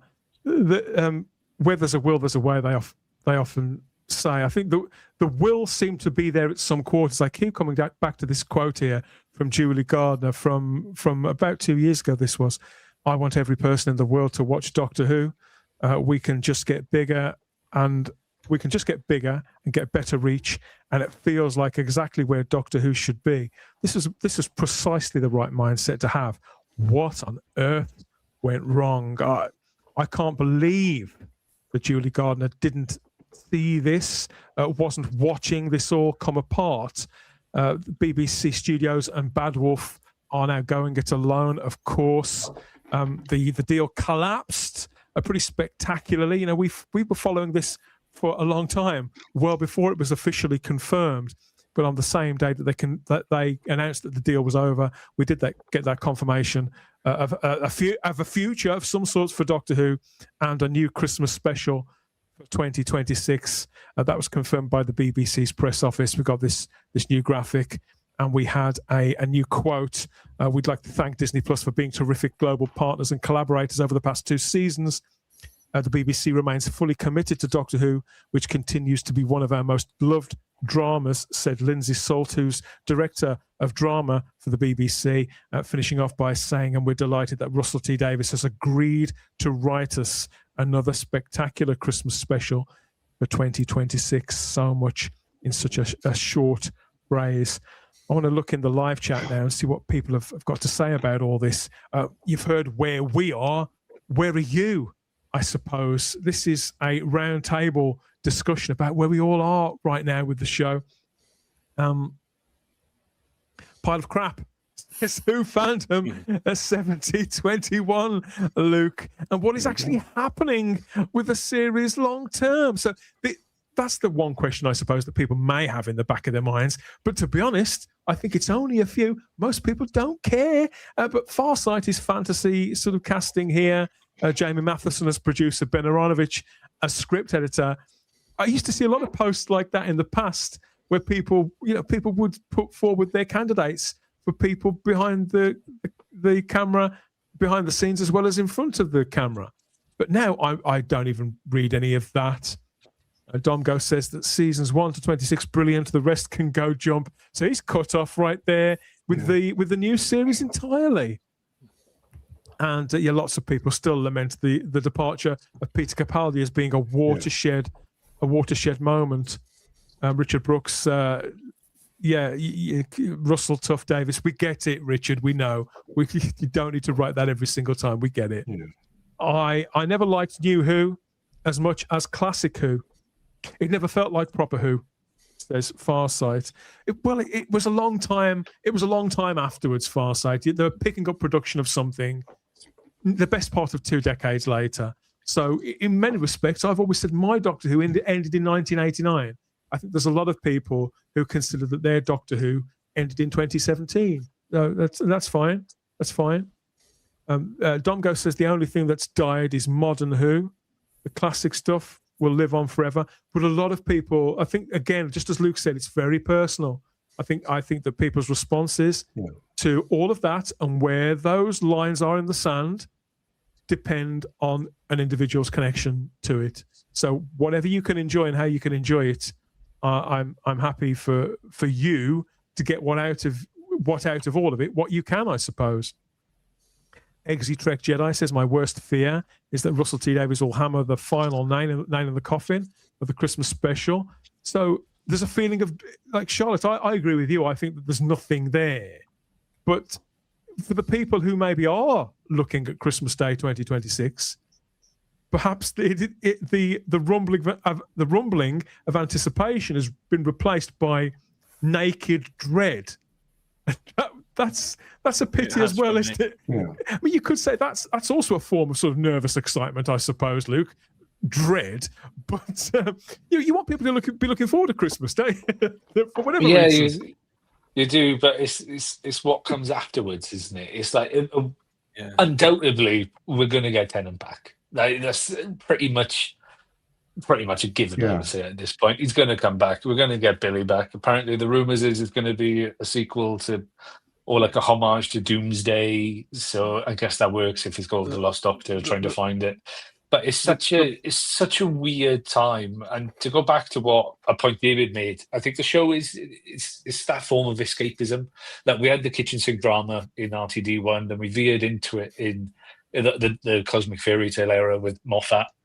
Jodie's was all over the place, but I still enjoy Jodie's. But I think that's a wider problem with filmmaking and TV in Britain now, where we don't have that escapism anymore in it. It's like I go to loads of film festivals, and when I go to them, I see the same films.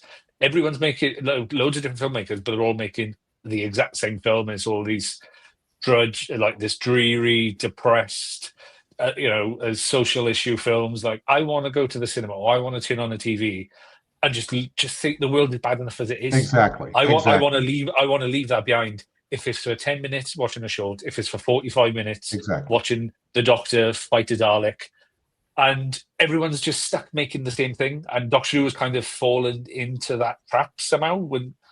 I think it needs a massive overhaul. I know they're looking for a new showrunner, and I know Jack Thorne has been touted quite heavily recently instead of Pete McTeague, so that might be something. But I think it's a wider problem with filmmaking in general. What you've just pointed at, I think that we went through a similar phase in both film and TV, Gary, in, say, between 1970, 1971, through to about 76, 77, until the dawn of Star Wars, really. Right. Whereby entertainment, TV and film went to that same place that Luke's talking about now. And it needed something seismic to jolt everybody out of it. Could that come again? Ideally from TV, but from cinema, I don't know. Well, the thing about, especially the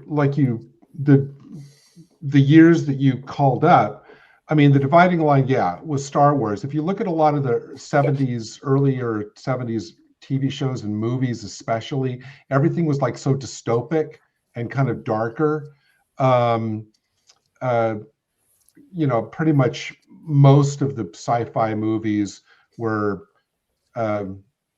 like that, whether it's Logan's Run or Dark Star or all this kind of stuff. And then we went into the kind of Flash Gordon era with Star Wars, where everything was kind of like bright and optimistic and fun and pulpy and just there to be enjoyed.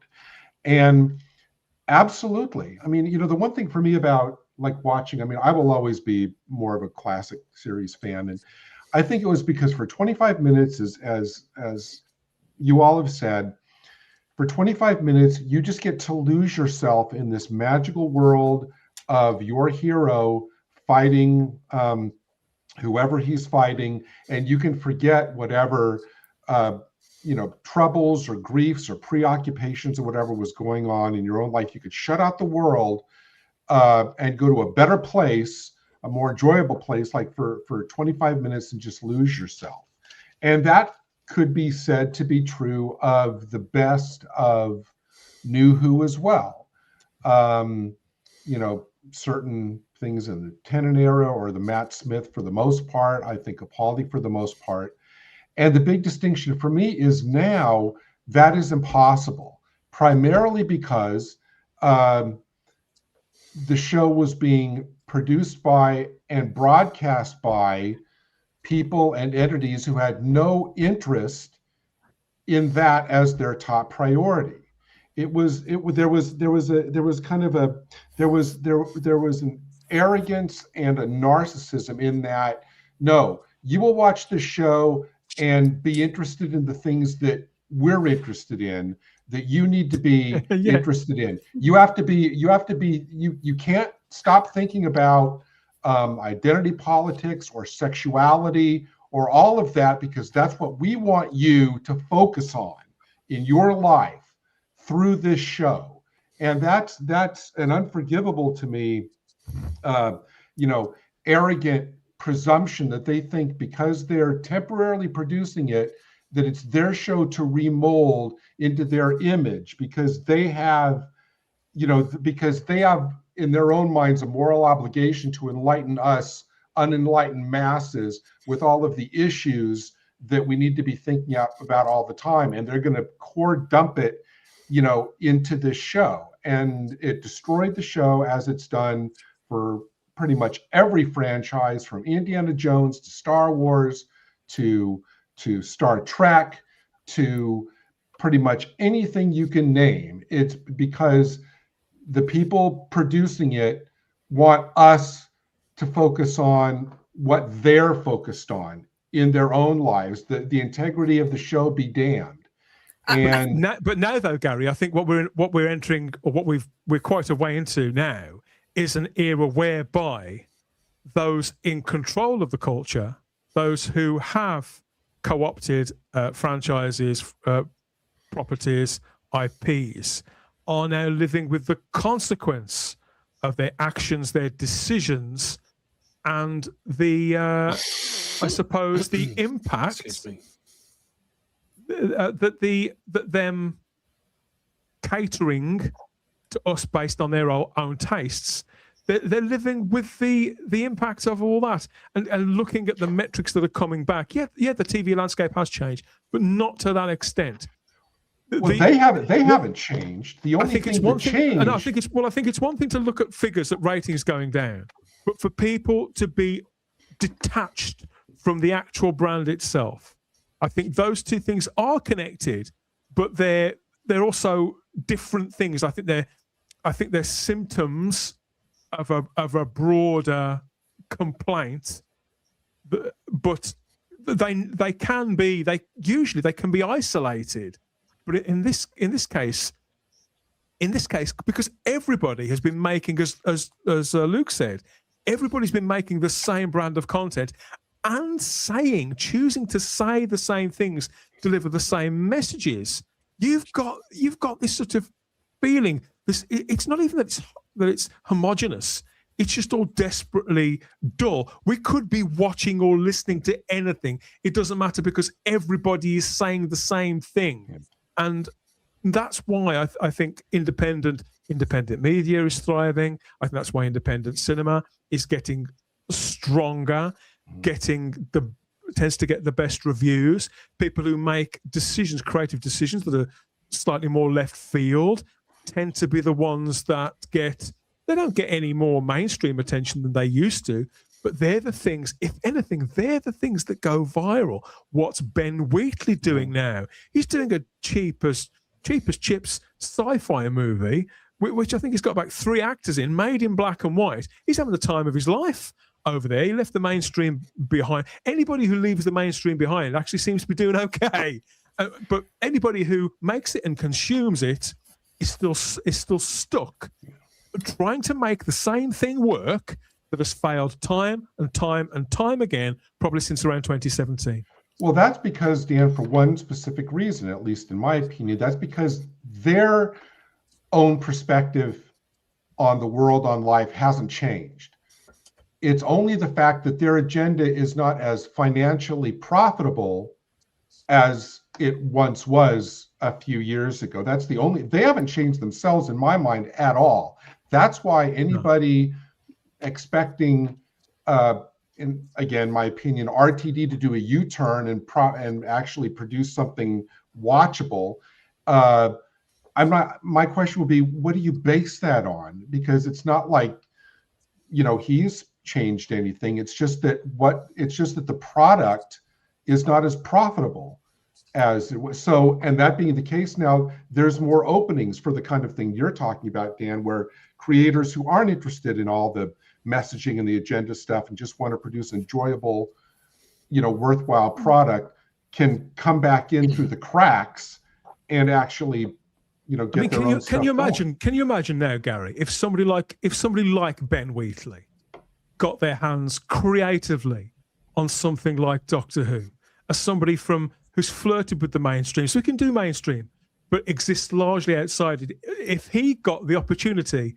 to do something really different and distinctive with that IP, 20 20 years ago, they would have probably have given him the opportunity. Now I can't see that happening, Luke. And I think it's a crying shame. Richard Brooks says that narrative storytelling does not exist in Doctored Who. But Funky suggests that most TV writers have simply given up on imagination because they think that phones dominate viewing practices. I think we could. There are some things that we can blame smartphones for. I'm not sure that this is one of them. I think that we have to blame individuals. Is my opinion, Luke. What do you think? Well, going back to a point, is like look at what Iron Lung is doing now. That's made by a YouTuber. Very little marketing's gone out across 2,000 cinemas in the world and in the US, and has made 23 million, and that's completely independent, no backing, no studio, and it's like that's a YouTuber has gone and done that. Like that's fantastic. Really? Yeah, he's just a YouTuber, and that's brilliant. That's what you want: someone going against the grain down the studio system. TV writers, phones do dominate viewing. I don't work in AI anymore. I can gladly say. But when I was there, so the last project I did was like a promo for is it The Rip? What's his name? Matt Damon and Ben Affleck's new Netflix film. Seen. So I did the promo for that, and seeing them do press for it as well, and them coming out and saying, it might have been on the Joe Rogan podcast, that Netflix has this new remit now where in the first like half an hour or whatever, you have to kind of repeat the same plot points like 3 or 4 times just so people on their phones can understand, and they've got to dumb down writing. And a lot of things now are being made for this second screen viewing because they do expect people to watch while being on their phone and then to kind of pick up anyway without really paying attention. So I think TV writing has gone down quite a bit, and I think streaming is a part of that. I think phones is a large part of that. I do a lot of work with the college, tutoring filmmaking, and every now and again, I think every Thursday or whatever example, they have a lesson where all phones are off, no phones, and they make them watch classic films because these kids don't watch. These kids don't consume media as what I do, as what you do. So they have to sit down and watch these films from not even that, from like 10 years ago, from 20 years ago. So I think it has changed massively. And second screen, I think smartphones isn't all to blame. Don't get me wrong, it's society as well. Blaming society. We live in a society. Things have always evolved, haven't they? I think it's a bit of a chicken and the egg with the second screen viewing, because if what you're watching is not very engaging, people will automatically go to be distracted to something else, and the phone is obviously the thing. Back in before we had that, people might have just gone outside for a fag, gone to put the kettle on, and all this, that, and the other. So it's just, I think, that sort of thing going. But if you look at Red Planet Productions, Tony Jordan's production unit company, who's behind the Beyond Paradise, Death in Paradise franchise. Obviously, Tony Jordan worked with Matthew Graham on Life on Mars and Ashes to Ashes as well. And you look at things coming through like the Channel 4 brilliant UK version of Astrid Murder in Paris, Patience. What that shows is that there is an audience out there, and I was captivated by the last series of Patience, which has Jessica Hines in as the new detective inspector, and obviously our lovely friend Mark from Rose Mark Benton is also there in that production as well as the main boss. But what that has, it has warmth, it has character, it has jeopardy. And there's none of the, well, you can't say that in this day and age, or there's none of the, oh, well, of course, we all like to live like that, don't we, kids? Wink to the camera. It's just real storytelling with characters who go through development. There's a lovely little sort of romance story going on in the background. There's stuff that's revealed throughout the series. In the second series of Patience, which is just gorgeous. Death in Paradise, you know what you're going to get. It's fantasy, but you get crazy plot lines that you think, how can anybody ever have done this and thought through this? But it's figured out. It's very formulaic. And what Doctor Who has lost is that ability to have characters of whom develop and stay true to their nature, and any jeopardy or any threat of a decent storyline coming through. And all it is good versus evil. And you just want that moment where the doctor might be screaming Khan, that sort of thing on from Star Trek, or fighting Darth Vader, or fighting that baddie, and having that moment where you think, my God, they cannot get out of this whatsoever. And by use of genius, they actually managed to solve the issue. And the key thing is, we've lost in the character of the Doctor, and this is one of the most important things, of the Doctor resolving the plot or resolving the issue and being central to resolving the issue. And that's a whole damn thing. What's the Doctor going to do? I don't know. But he's normally got a few ideas up his sleeve. Doctor, have you got an idea? Oh, I'm not sure I have, but I'm sure something will come up. Or he's plotting. I know it. He's plotting. He knows what he's going to do. I'll explain later. And those sorts of lines. That's what we want. I know we're all laughing about it. No, but because that's the flavour. That's the flavour of Doctor Who. That's the sauce that we taste when we sink our teeth into the body of it. That's the sauce that we get with it that hits like no other show. And let's say Doctor Who had become like everything else. Corvin has joined us there watching on YouTube. Hello, Corvin. And he says, I think it was rumoured that the BBC was sceptical of McTighe taking over and favoured Jack Thorne instead. For my part, I think choosing someone outside the fanish succession pool makes more sense. Okay, I'll say this again. I am aware that people are talking about Jack Thorne. It's Pete McTighe. It's not Jack Thorne. It's Pete McTighe. Which is a shame, because if you look at what Tony Gilroy did with Star Wars, with Andor, he'll come out and tell you straight away he's not a Star Wars fan. And the best bit of Star Wars we've had in years is Andor. So if the guy that doesn't like Star Wars, is not a fan, is writing better Star Wars than your J.J. Abrams and your Rian Johnsons and whoever else is writing Obi-Wan Kenobi, for example, I think it was Deborah Chow, or she might have directed it. Jack Thorne is a Doctor. Get these non-fans in. Jack Thorne is a Doctor Who fan, and Jack Thorne is part of that world. Jack Thorne worked on a discovery of witches. He did. He's adapted a lot of things, but the thing is, and Jack Thorne obviously he was behind the Cursed Child, the J.K. Rowling thing. So, but Jack Thorne is not a showrunner. If you read interviews with Jack Thorne, he's got no credentials, experience, or desire to be in that role at all. He considers himself to be a jobbing screenwriter, script writer, and storyteller. It's not who the man is.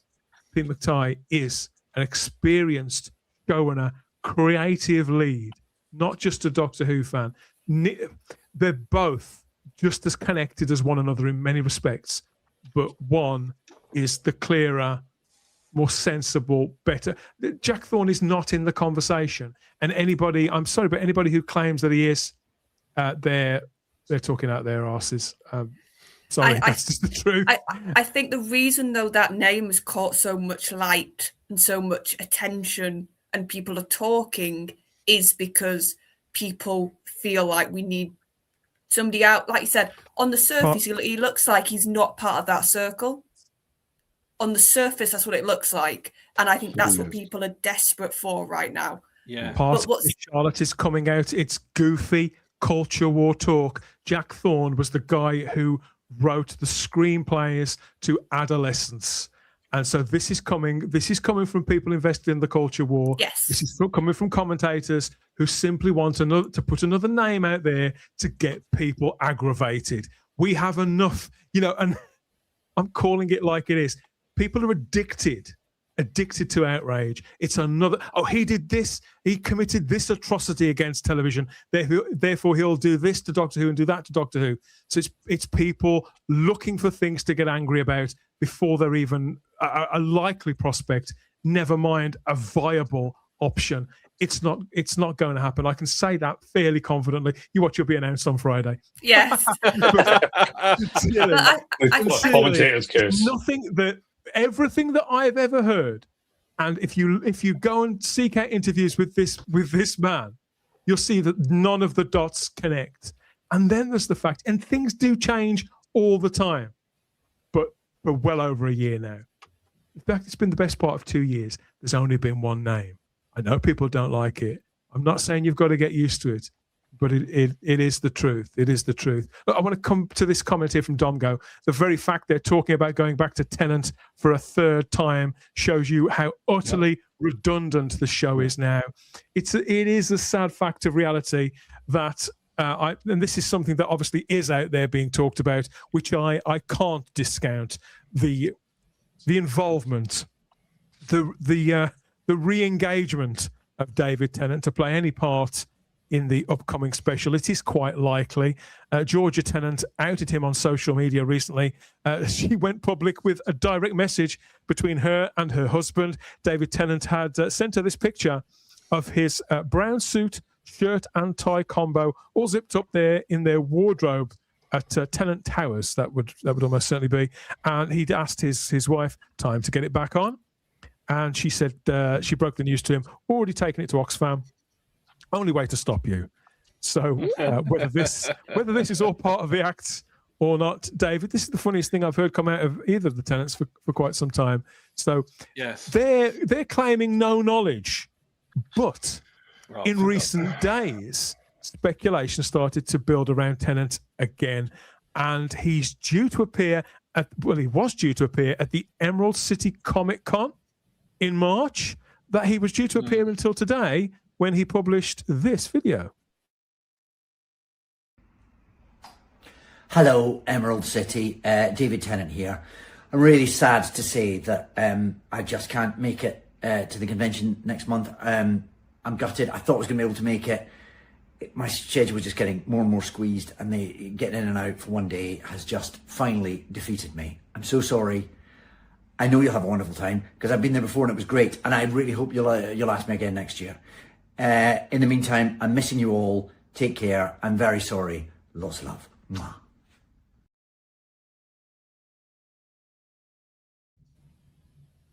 The Emerald City Comic Con was due to take place between the 5th and the 8th of March. Should we take it as read, David, that David Tennant will be filming something connected with Doctor Who in March? Because this is what I've heard, the filming, I should say, of the Christmas 2026 special does begin in March. Well, I have two things to say. Does a bear shit in the woods? And is the Pope Catholic? He's American, isn't he? Yeah, and apparently even Americans can be Catholics. Who knew? Sorry, Gary. But I mean, when the day comes when they make this kind of formal announcement, I will have zero sparks of enthusiasm, because I mean, at this point, it just to me is just a sign of creative exhaustion. Like, it's like, I got nothing, so let's bring back Catherine Tate. I got nothing, so let's bring back David Tennant. And it's almost kind of like it's sad and borderline insulting that RTD actually thinks that he can keep playing the same hand time after time after time after time, and still people will fall for it. That's what the Christmas special is going to be called. It reminds me of Hugh Grant's character in the Bridget Jones's films. Who just uses the old tricks on all the young ladies, and it's just so tired. And although I love Hugh Grant in the Bridget Jones's films, it's that same old. The ink in the well is dry, so what can we do? Oh, hello, David. By the way, would you come back again? And by the way, the only Doctor who hasn't regenerated into or from David Tennant remains Peter Capaldi. And for a show that should just be moving forward all the time, yeah. The fact that it's stuck in this loop, endless loop, it's like I don't. It's pretty ridiculous, really. I think the general public just assume that David Tennant will be back sooner or later. Charlotte, what are your thoughts on this? Well, here's the thing. There is one main reason why Tennant will be coming back. I'm with you guys. I've no doubt. I was saying this as soon as it got announced that Billy was coming back. He's trying to get the shippers. He's trying to get all the fan sort of romantic people who love Rose and Ten, and they want the romance and they want them to kiss, and that's what all this is. I can tell you now because I grew up during that first run with Rose and Tennant, and that was a massive thing. The whole plot line between the two of them. And so what this is, it's trying to pull on that, because you're right, he can't just have Tennant come back again by himself because he recently did that in the 60th. He can't have the Tennant and Donna thing because he's just done that again in the 60th. So what's the only thing he's got left from his first run? It's Rose and Ten. And that's what the whole special will be. And the thing is, I don't think Tennant has got much sort of power left in this role anymore. Because even though it was a lot of the writing with his take in that 60th, even with the writing was poor, I could have gone, but at least Tennant's had one, like, sort of fires were going again. He really took hold of this role again. He was the Doctor again. I didn't get that a lot. I got some good bits of acting from him, but nothing to sort of show this is an actor that's got another gear, another level he can bring again. I don't get that from Tennant nowadays. Does that matter to the general public on Christmas Day? Will he just need to wear that brown suit, run around, have his hair sort of in the same general shape, and to be David Tennant? Will that be enough for the general public, or do you think that the spell is wearing off on them as well? I think even the general public, the spell, and I think it's not, there's a number of factors there. I think Tennant has become overexposed as an actor. He's done lots of stuff on British TV now. He's done lots of presenting. He's done lots of just gigs as him, to put it bluntly. So as soon as an actor gets exposed that much throughout the years, they're not interesting anymore when they're on screen. Just that's how people work. And I think because of when he came back in the 60th, if you think about the time on screen, it wasn't that long. It was 3 specials. So it wasn't like he was around long enough for people to start to get sort of feel connected again. No. So him coming back again, I just think that even the general public are going to say, what's exciting? That's the sort of the word I would use here. There's nothing exciting about Tennant, I think, even for the general public. Billy is, because of the mystery, because of what is she going to be, who's she going to be. I think that will get the general public more than the Tennant reappearance. In that kind of car crash, the aftermath of a car crash sort of appeal. Billie Piper has said very little. I can't say I blame her. She did say it's no secret how much I love this show, and I always said I would love to return to the Whoniverse, as I have some of my best memories there. So to be given the opportunity to step back on that TARDIS one more time was just something I couldn't refuse. But who, how, why, and when? You'll just have to wait and see. We've been waiting for 8 months. It's another 9 or 10 until more will be officially revealed. I suppose they generally start sort of putting out trailers and press releases and things like that at November time, early to mid-November. That's when we'll know, I think, more concrete how she's going to be involved and for how long. We'll have to wait and see, won't we? It'll probably be here before we know it. I don't want to rush 2026 to its conclusion. There's a lot of things that we can get stuck into between now and then. But yeah, for now, I think we should take a break. Yeah, take a break, have a chill, chow down on something, or top up your glasses. And it's an ideal time to sample some classic commercials here from the pre-digital era, no less, where Doctor Who legends were selling us all manner of everyday household tat. It's Type 40 Live, Doctor Who Ad Break, back again for another season with some brand new adverts as well. Check it out. We'll see you back here in a couple of minutes.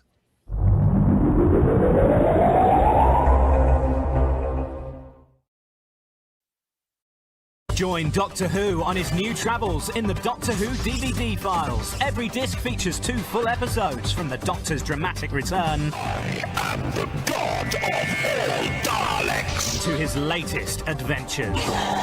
You are wonderful. And the companion fact files show you his history, his friends, and his enemies. The Doctor Who DVD files at your newsagent now. Whew, if you'd seen me this morning, rotten cold, market day ahead, wondering how I'd get through, till the wife told me, here, she says, day nurse, she says. What nurse, I says? Day nurse, she says. Day Nurse, the new daytime cold relief from the night nurse people. Relieves shivers, headache, runny nose, sore throat and cough, all together but without drowsiness, so you can keep going through the day. You'll get through easily, the wife says. And she was right. New Day Nurse from Beecham. All-round cold relief that helps you through the day. The new Doctor Who toy collection, featuring the 12th Doctor action figure and all your favourite characters. Daleks are the supreme beings. Join the Dalek Empire with this awesome Dalek attack vehicle. Let the invasion begin and battle the Doctor through time and space. Exterminate! Connect the time zone playsets. Build bigger adventures. Become the Doctor with the new touch control sonic screwdriver. The ultimate Doctor Who toy range from Character. Only one of these people has Scholl thermal insoles. Thermal insoles really keep your feet warmer. With a thermal insulator, plus this amazing aluminized film, originally designed to combat sub-zero temperatures in space. You've got the thermal insoles, haven't you? Yes. Scholl thermal insoles keep the heat in your feet.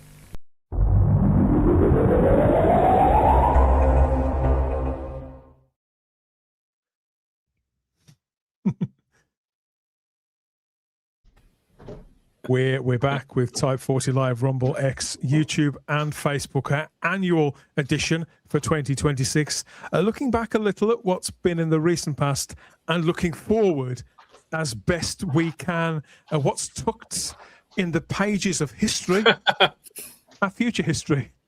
This time, I think 2026, everybody's sort of stuck in a bubble, really, sort of bubbling around. There is talk of Ncuti Gatwa not being gone after all, that he could somehow rematerialize. Again, can't say this strongly enough. We're not going to be seeing that guy anywhere near this show, probably ever again. So we can at least be thankful. We can be thankful for that. But yeah, our Whoniverse, the big Whoniverse project, is officially on standby. Just 2 years after a huge relaunch, where we are all with that. I think you've got the general lay of the land so far. Results are always going to vary when it comes to Doctor Who because it is so personal. But the feeling that the malaise, somebody in the live chat on YouTube earlier on described it as a malaise, Charlotte. Yes. I think that's perfect, a perfect word. But how, and I asked David and Luke earlier on, but how present is Doctor Who in your mind at the moment? Is it at the forefront of it at all? Are you rewatching anything, or do you feel as I do? It's like, I'm just glad that it's not on. I'm glad to be thinking about anything else. Where's your head at with Doctor Who right now in 2026? With Doctor Who, it's very much side stuff, whether that's books, because if people know me, I quite enjoy the book ranges that they sort of the last couple of years have started to do. Yeah. I always keep an eye out for fan stuff. Like I've always said, because this show has got such a diehard fan base, and it will always have something to it want to do with it. I'm looking forward to audios or fan productions this year, but it's not the main show. I'm very much in that sort of mindset. And I'm sort of just waiting until Russell has officially left. So when you say waiting, though, I mean, do you sit there sort of doom scrolling No. I need Doctor Who news. I need to know, is this you? Do you sit there thinking, any day now, or are you enjoying the downtime? I'm enjoying being able to reconnect to stuff I love again about the show. To reconnect or watch or, like I said, read or listen to things which remind me and make me sort of, like I said, get that touching point, which the main show for a good amount of years hasn't been for me for varying reasons. When I say waiting, it's just that I'm waiting in the fact that I'll only really get my hopes up until I see proper change, and that's will be Russell and other people no longer being in control of the show. That's what I mean by waiting. I'm not sort of, like I said, doom scrolling or thinking, oh, every day, oh, I can't wait for Russell, like all of that. That's not me, because I do think you're going to set yourself up for failure. That's always been my sort of way to deal with these things. But I'll never allow the actions of that group and other people to completely make me not have something of Doctor Who in my life. Yeah. Because I think at the end of the day, they might act like they own it at times, and the way they speak might be like that, but they'll be here for a bit and then they'll go. The fans own Doctor Who, Charlotte. I've always said it. Sorry, Luke. So I was going to say, I have an interesting stat for you. Right. Sorry, David. I love a good stat. Go on. No, please. I'm all ears. Sorry, I was working it out. I was like, something. So if Billy comes back and she is a doctor and she regenerates on Christmas this year, yeah, she would have played the role of the Doctor in 2 episodes 1 month longer than Ncuti Gatwa did from regeneration to regeneration. No. Yeah. So Ncuti Gatwa's run from bi-generation to regeneration was 539 days. Oh, I love this. And This then is good. from May 31st, 2025 to 25th, 2026 is 573 days. So she would have had the role of the Doctor for 34-ish more days than Ncuti Gatwa. And she'd have been insane. That's a test match special sort of stat, that. That's the kind of stat you only get on Type 40. It is. But like I said, that was by working out in the break. Yeah.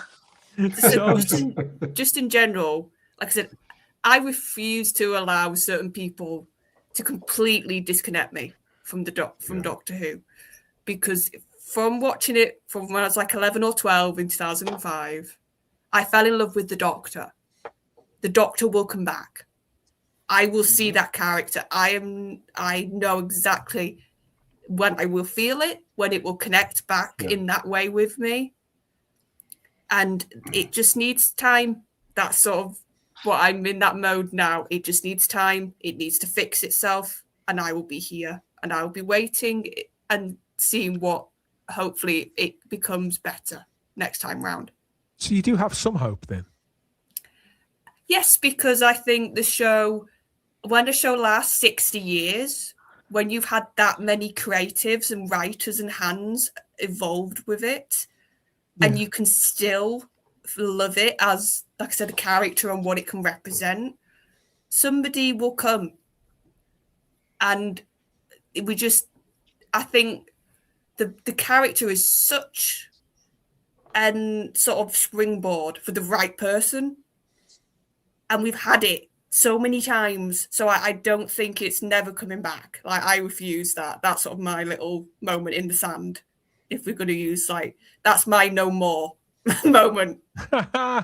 It's weird to be getting to this time of year and to be sort of looking ahead and thinking, okay, particularly when you're doing something like this, when you're making a podcast, a live stream, or both, whatever, when you're making content where you're looking to the Whoniverse, the official Doctor Who universe, as a way of sort of plotting what's going to happen when. Because this is my connection to the show now, Gary, for the most part in the present. It's as a content creator. I do think about Doctor Who most days. It may not necessarily be about what's on screen, though. It's about my friends, or it's about where the brand could be going. It's about what the community is thinking and saying, how they're relating to one another. But to get to this point of the year where we're putting together our annual launch show, which we've done every year for a while now, and to find what I found was that there was no brand new imagery to pull in, to springboard off. That's, oh wow, the water is really, really still. That's a huge difference I've noticed as a content creator, and I don't know who to blame for that, but it is a stark difference. It is, and for where I am at the moment, I do feel that. I feel that malaise, that brilliant word that was mentioned earlier on, I think, by Richard. So I do feel that malaise is definitely a thing. I also think that the fatigue is real too, Gary. I think people, in fact, I'd even go so far as to say, and here you go, David, you'll like this, people feel punch drunk. There you go, a sporting term. People feel punch drunk from it, and I'm very much in that camp. But and I don't watch, I still aren't watching that much Doctor Who. No. I talk about Doctor Who far more than I watch it. But when I do watch it, I make sure that the stuff that I watch, I can't guarantee I'm always going to enjoy it, because again, part of being a content creator is reviewing or looking at stories sometimes that I don't like or that I've got no hunger to revisit. That's part of it. But I make sure that the time I spend watching it is quality time. I sit with it properly and I try to enjoy that. Yeah. And although I'm not a big reader in the way that you are, Charlotte, I did make a big Doctor Who purchase a couple of weeks ago. Amazon had got that huge art book with the Gallifrey, that's a good one. The Gallifrey capital city thing on the front. I think you bought that too, haven't you, Gary? I did, yes. I bought that. It was knocked down to just 20 quid. And obviously, I work in that sector, so there's that side to it. I love an art book anyway, so I took a punt on that, and I've been savouring that book every single page. So that's been a fix of Doctor Who for me, and it's all new Who. It's not even the Doctor Who that I grew up with, but it's Doctor Who that I value. Yeah, material that I do think was good. Things like that, though, and I bought the book as well.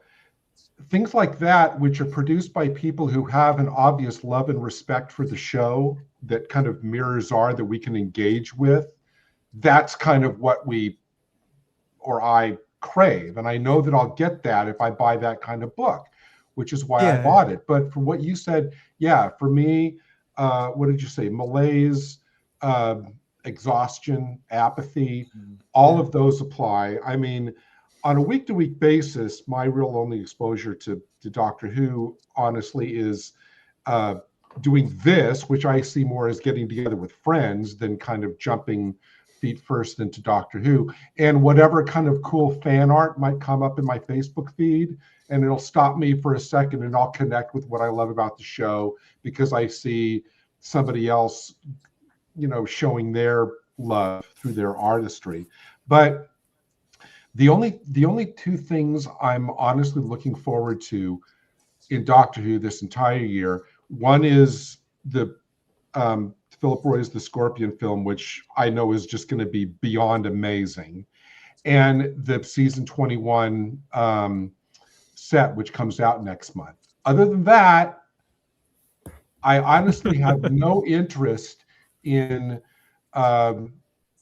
it's not my go-to anymore. I mean, I'm going to things that have been on my list for a long time, or that I've been, putting off. Like this week, I finally got around to binging the new Librarians series, the first season, because the second season is going to come out. It's not as good as the original, but there's some good things in it.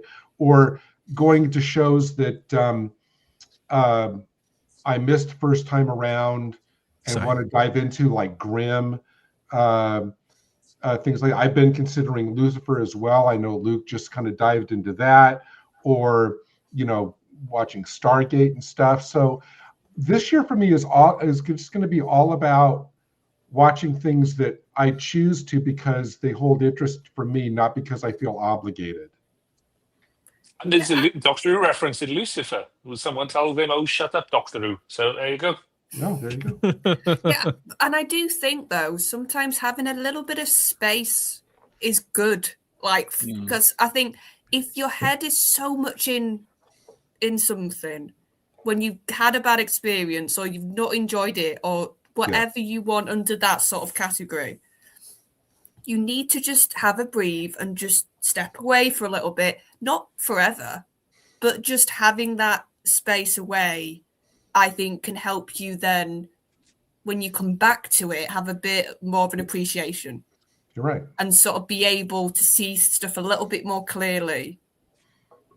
And that's sort of, as much as we said, oh, it's going to be a weird year, I think that's going to help actually us as fans just to have a bit of me time or just to watch something else. So when whatever comes after that special in Christmas, we can all sort of come with it with a bit more peace and a bit more calm and just go, right, come on, let's see. And I think that will be helpful as well. You're totally right. I mean, Charlotte, I just don't see, I mean, maybe it's just me being short-sighted. I just don't see how it's possible, like for me personally, to continue to be enthused about something if I haven't given myself the space not to be tired of it. There's people out there who feel, and this is the worst case scenario, I suppose, but there are people out there who genuinely feel betrayed by the production team and the show. And I think that all we can do, and I'm conscious of that. I feel immensely disappointed and frustrated. I am condemning of the majority of people who have been creatively involved recently and key members of the cast. But I haven't, it doesn't affect me quite on that level, but I'm not going to be the one that tells anyone who does feel that way that they are wrong. I think, again, the ball goes back to that personal connection. It's understandable. If a show is happy to trade on people's emotions, on their nostalgia, on their sentiment, on their sentimental attachment to the show, then this is, when it backfires, this is how it's going to backfire. It's going to smart, and people are going to take it personally because they've made it personal. And so all I can say is that for our part here, as content creators, as voices, as friends, as your friend, we will do everything that we can to make it that little bit brighter and to have fun, to have great conversations, and to, if we can't take your mind off it, then certainly we can provide a kind of sounding board, I think, for a lot of it. I've got a comment here from Funky who says that somewhere in the back of my head, I still feel this Christmas special could go the way of the dark dimension. In other words, it could be cancelled. The plug could be pulled. So that was back in 1993. That was the BBC Enterprise's 30th anniversary special, a feature-length special. It had been scripted. They got a director. They'd got a cast largely agreed, and they'd got creatures, monsters, creatures had been designed for this. It was all set to go, and I think it was cancelled less than a fortnight before they were due to begin filming it. I see no reason at all that will happen this time, Funky. But I think you could be clinging on to hope there, and you got to do what you have to do to get through it, I think. Would that mean Rose we got says, Dimensions in Time Part 2? Yeah, well, oh my God, yeah. Rose Kirby says, I'm just thinking, should I get excited for the Christmas special? See, Rose wants permission to get excited. Rose, you should get excited if you want to get excited. It's completely down to you. Should I get excited for the Christmas special or just wait for it to come out on Blu-ray or DVD? I think Rose is a big physical media fan, just like we are, Gary. So I think that's her preferred. She'd rather have it on the shelf and get it in the library like that. And we have Bill Silver, who says, I still don't believe Billy is playing the Doctor. Perhaps an entity like the Moment who's hijacking the regeneration. And this is the weird thing. And people are still talking about this after 8 months. As Charlotte would say, God love you. Charlotte, I haven't got that in me. This is the unfortunate thing. I couldn't give a shiny shite. Who's Billy Piper? That's right. I couldn't. I don't care. I don't care where the story goes. I don't care who is playing who or why. I just want to get through this 60 minutes because the truth of the matter is that there's going to be a gap at the other side of that as well. And there'll be other creative comings and goings. There's still no anticipation. So this does feel like a bit of a circus. I don't care. Don't ask me what I think is going to happen because, I've probably got an idea, instincts about what I do, but I just aren't invested enough anymore I'm not in the situation. I would never have brought Billie Piper back to this show under any circumstances myself. I get why they've done it. I appreciate the fact that she's there, that she's willing to do this. I personally wouldn't have done it. I think reinstalling David Tennant even for an hour is a massive, massive mistake that will come back and bite them on the arse, if not by Boxing Day, then eventually. So I've got a bad feeling about all of it. But who is she playing? Don't know, don't care. And you know what? I never meet anybody who does care. I never hear from anybody who cares. You now and again see an article about it. But I did this week see a video from someone who does appear to care or have some thoughts about it. And I was really surprised. So this was at the Radio Times covers party. This is at the Radio Times covers party for 2025. They managed to get a few words here with Alex Kingston. I think she may have started drinking before, which may explain why she's so passionate in her words here. So check out Alex Kingston here on the subject. I didn't see the Billie Piper twist coming at all. To be perfectly honest, I still don't quite believe it because she's not a Gallifreyan, she's a human. So I think that there's some playing going on here, but I don't buy that she's the next Doctor. And if she is, they're going to have to work hard to convince me because she's not a Gallifreyan. Have you met Russell? Another thing. No, you can so tell she stopped herself and was like, I'm going to say something more polite. You could just see like the gears turning, as they say. Yeah, the cogs. Yeah. Here's the thing. The whole Billie thing, the only people who are sort of still talking about it are the online part of the fan base. Because like you said, it happened. Are they, though? Are they still talking? In tiny chunks, in tiny little bits. But they're the kind of people that love theories, that love sort of guessing and seeing if they're right, that kind of part of the fan base. Okay. But the key thing is, it's what you were alluding to, Dan. It's time. The longer they just leave this with nothing to give us more, even if it's just a little bit of a hint, the more people are just going to be like you and go, well, I don't care even when she does appear, because it's cold. This is a cold, like, mystery box. In order for these things to work, you need to have enough on the bone for people to sort of keep the interest going. And we have nothing. We have one stupid picture because they tried to throw of her on Judy's body. That's it. Shoulders. Yeah. I mean, the capacity for hope in Who fans is infinite. And that's a good thing because hope is a good thing. But I am hard pressed to think of a single time in the last 8 years, how long has it been since Peter Capaldi left, where the final product justified the anticipation, either on a week-to-week basis during the seasons or on a long gap like this, where what we ended up getting justified the hope that we had that it would be good. I can't think of a single time that's happened in the last 8 years. No, me neither. All we still have our iconography, national institutions, like the Daleks, TARDIS, Cybermen and K9, Weeping Angels even. We've still got all that stuff. But the value of the cultural sort of currency, the value of it is going to depreciate, isn't it, David? Unless something is done, whether that's done on the television or not, unless something is done. Yeah, because it becomes an afterthought. It becomes consigned to the annals of history, and it becomes. Do you remember that strange show called Doctor Who? Well, what part of it? Well, the bit when it was good, the bit before it got silly.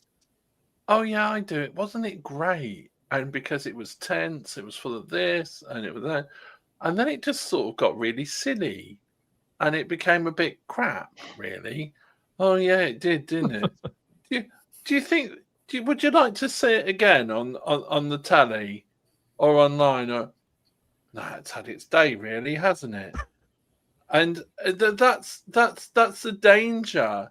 We are in extreme danger of it becoming like that, if not of it already being like that with some people. And you alluded it to in the earlier part of the stream, whereby people just don't seem bothered about it. And I've noticed something, because I like going into Waterstones. I like buying books and letting them accumulate on the shelf and reading them once every 3 years or something. But I noticed something in Waterstones, that it was midway through Jodie's time, and then leading up to the 60th anniversary, I walked into Waterstones and there was not a single Doctor Who book there. And I remember the times as a kid going into bookshops, whether it be W.H. Smith's, in the early mid to late 80s, it was full of Target books. I remember going in during the Wilderness years, full of BBC books. In the start of Christopher Eccleston onwards, you couldn't move without seeing stuff and merch. And then at the end of the Peter Capaldi time, going up to the 60th anniversary, there was chuff all. And it was one of them sorts of situations whereby you just think, well, why isn't there stuff there? Main reason, because people aren't interested. People aren't buying it. There is not the sort of stock to be had for people to buy it. And sorry? I was going to say, I've got a point that can add to yours. Yeah, go on, Charlotte. Sorry. No, it's interesting because I went to Manchester recently with Sarah during Christmas, and we went into HMV, and usually you get some Doctor Who there. Yeah. Not a single Doctor Who comic. We looked. We were like, let's have a look. Like, not a single like pop vinyl thing. Not a single like plushie. Nothing. Doctor Who was nowhere, and that's the first time we have been in there and we've had nothing. Usually, there's at least some Doctor Who, and it was just vacant. So that's just add to what you're saying about visibility. In the Arndale? Yeah, Arndale. The big HMV. I'm surprised by that, 'cause I'm in there all the time, and they've normally got loads of Doctor Who stuff. So I'm very surprised. You bought it all, that. Luke. That's the thing, because if the general populace aren't interested anymore, there's nothing. That's when you get, as you were saying, Luke, that 40-odd quid collector's items online, because it goes out of the public's sphere of relevance. And when a show goes out the public sphere of relevance, it becomes a bit like, oh, do you remember that? That's what I was saying at the start. Do you remember that show? Oh, yeah. And people get a bit nostalgic about it, but then laugh when they're asked if they want it brought back. And I fear that we are, if not approaching that point of no return, we may have gone past that sort of ambivalence towards the show in general.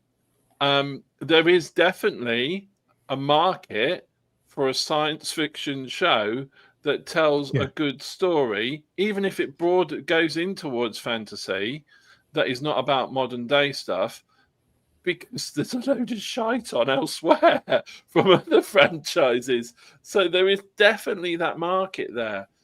They just need to reconnect with the basic principles. Stop looking for the cherry on top of the cake. Just be bothered about actually baking the damn cake itself. And then you can worry about putting the cherry on top, because we've got no cake at the moment. And the cherry is, well, we've lost that cherry. It's gone. It's gone somewhere else. Sorry, I didn't mean to be rude. No, this is exactly this is exactly largely, largely the place I thought this conversation would and could go. Everybody being very honest, doing a lot of soul searching, and I suppose consoling one another really with the fact that Doctor Who is definitely on sleep mode. So is the fandom. The general public, it's another matter. I personally think they've lost. I think they've lost all investment in it. If they come back for Christmas, I think it will be a miracle. In the meantime, we do have character options continuing to serve the fandom as they do with those limited edition figure sets, and sometimes their stuff turns up in B&M if you're lucky. So character are still doing what they can. Film is Fabulous, of course. We're all invested in the story of Film is Fabulous. I believe we will hear something this year. That's personally what I believe, but obviously they have to be tight-lipped about what they say. They're under extreme scrutiny, and as ever, our full support is with Film is Fabulous in their own time. And of course, there's the Doctor Who collection on Blu-ray. That continues after 8 years now, coming up to 8 years.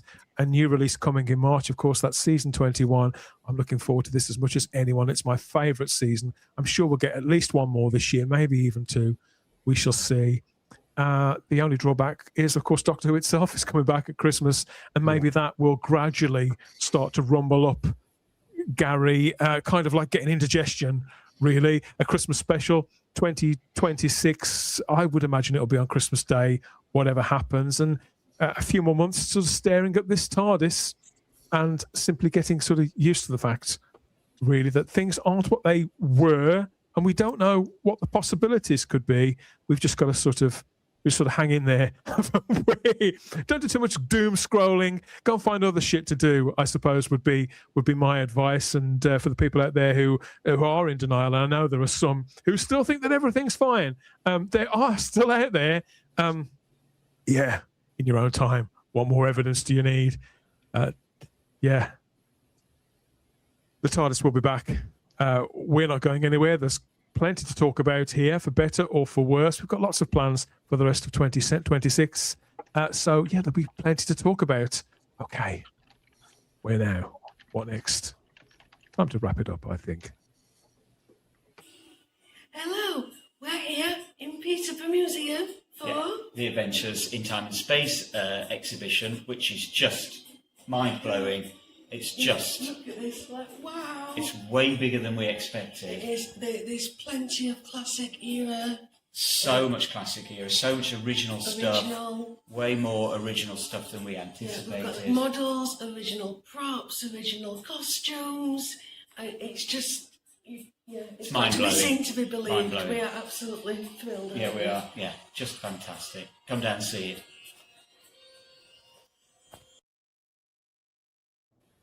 Yay! I just want to say how much we're going to miss Sarah Graham here on this show. Although she'll still be involved with the podcast, Sarah has departed Type 40 Live, certainly as a permanent fixture. So all our love and gratitude to Sarah Graham, as ever, our starry-eyed girl.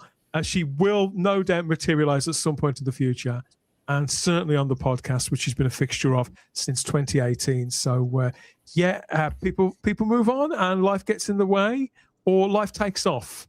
But whatever, all our love, all our best wishes, as always, to Sarah Graham there. And Simon Horton. Yeah, you don't get rid of him. You don't get rid of him that easily. He'll be back with the diary tucked underneath his arm. Charlotte, that's some good news. That's some good news, at least. Oh, sorry, I'm back. Another update. No, that was an update from my family, so I do need to go. Charlotte is back. We nearly made it as well. Charlotte has been updated and rebooted right before our eyes, aren't you, Charlotte? You personally, as well as your machine. But we're glad to have you back, Charlotte. Best of luck with the update. See you next time. I do want to say quickly before I go, I've been so looking forward to being with you guys and the chat, because there's stuff going on with me. So it's been lovely. And I really cannot wait to get back to stuck into doing lives with you all. So I will see you all next week. Bless your heart. Sending love. We do love you, Charlotte. Take care. No. See, that's going to be the ongoing thread throughout 26 now, is the saga of Charlotte's battle with Windows 11. That will be the thread to take us through the year. Illegal operation. Excellent stuff, gentlemen. Okay, so we didn't quite make pumpkin time, but it does mean that we do get to do this. Because there in the Whoniverse, the talent, dedication, and craftsmanship out there is second to none. And there's never any shortage of pretty pictures to distract us from all the crap that's going on in the real world, or the general sense of malaise in the Whoniverse. Stuff we can plaster these big old grey walls with. I'm talking about fabulous Doctor Who fan art, the work of dedicated fan artists, whether it's digital art, traditional art, cosplay, or crafting, all fair game, to be put up here on our walls in our virtual TARDIS there, so we can all have a goosey gander. And if you're a fan artist, or you know a fan artist that you think we should get on our radar to celebrate their work, please send them our way, or us them way. Them way? Their way. We've got some great pieces to look at again this time. First of all, a brand new digital piece from Sound by Synth. Not season 21, season 20 this time, but a fabulous poster, a bit of digital art celebrating Mordrin Undead there from 1983, season 20. Big fan of this story. 2 Brigadiers, Gary. Hey, what's not to love? This is a great piece of art, and I love Turlough's expression there. This will be a top tier Target cover too. Yeah. Good show actually. Yeah, very good show. Murderous. Were you a Turlough fan, David? I love Tegan and Turlough. I do, because that was when Turlough came by. I had just turned 6, and so Tegan and Turlough were my sort of companions. I was absolutely gutted when he left. Absolutely gutted when both he and Tegan left. They were my favourite too. When I was growing mine up. as well. I called my goldfish Turlough. Lord Thuff thinks this is great. I'm not joking. I did have a goldfish called Turlough, a stunning piece of art, says Stephen Braddock. Zero Room just loves the story. Richard says it's good stuff. Even Domgo likes this one. Yeah, I do really like it. Mordrin was an amazing story, says Spunky. Oh, this is playing better than I thought. I thought this could be a bit of a. I can never figure out why, as much as Turlough hated being stuck in that school, that he wouldn't change out of that uniform the first chance he got. Maybe he's got 3 or 4. He's being frugal. Yeah. You never know, do you? You never know. Yeah, fabulous piece of fan art there from Sound by Synth. Follow them on X. Just brilliant digital artist. One of my very favourites, in fact. I just love the colours. It looks so burnt of the story. And the gown that Mordrin wears, and all of those creatures there that try to get the Doctor's regenerations. I love that one. Elizabeth Sladen would have been 80 years of age this week. Of course, she died. God, what was that? 2011. Feels like forever ago that she left. Yeah. I mean, I try when people pass away. You know, we do tribute streams, of course we do, but I try not to fixate on the sadness of their passing, so to celebrate their lives really and their contributions. But sometimes it's just so sad, isn't it? And getting used to Elizabeth Sladen not being here, I think it's 15 years or so. It just doesn't seem anywhere near that long. I think this one will probably always hurt, considering it was someone that, you know, I met Elizabeth Sladen a couple of times, but I didn't know her. Yeah. But, you know, but I feel like I do because of the show. And clearly, you know, none of us are alone in this, because she continues to inspire conversation and books. There's a brand new Sarah Jane book just come out. But I just thought this piece of artwork here from Megan over on X was absolutely beautiful. Specifically painted here, David, gorgeous. To mark what would have been Elizabeth Sladen's 80th birthday. It's just beautiful. It is spellbinding, and she's there in her Mask of Mandragora outfit, I believe.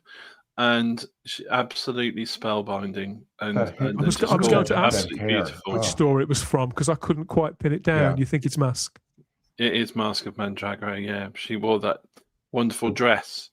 In that with the story. straps. Yeah. And you know what? The eyes in this.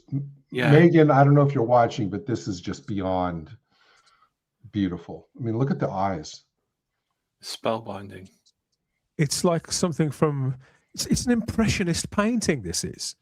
You know, there's enough detail in there to, as you say, to connect with the soul of the woman, whilst still have a kind of dreamlike quality about it. And to me, that's what the best of any kind of artwork should be, whether it's Look at commercial or final. the shading on the cheeks is just mesmerizing. Yeah. Oh, Megan, looks more real than the season 12 Blu-ray box set. Yeah. Got more. And you know what? I mean, we were talking about what we're going to do this year. Anybody who has not watched the Sarah Jane Adventures, spend 2026 watching the Sarah Jane Adventures. Good call. She's just so brilliant in that. Got some comments. People agree. Of course they do. Who wouldn't? It's beautiful. There's the Zero Room.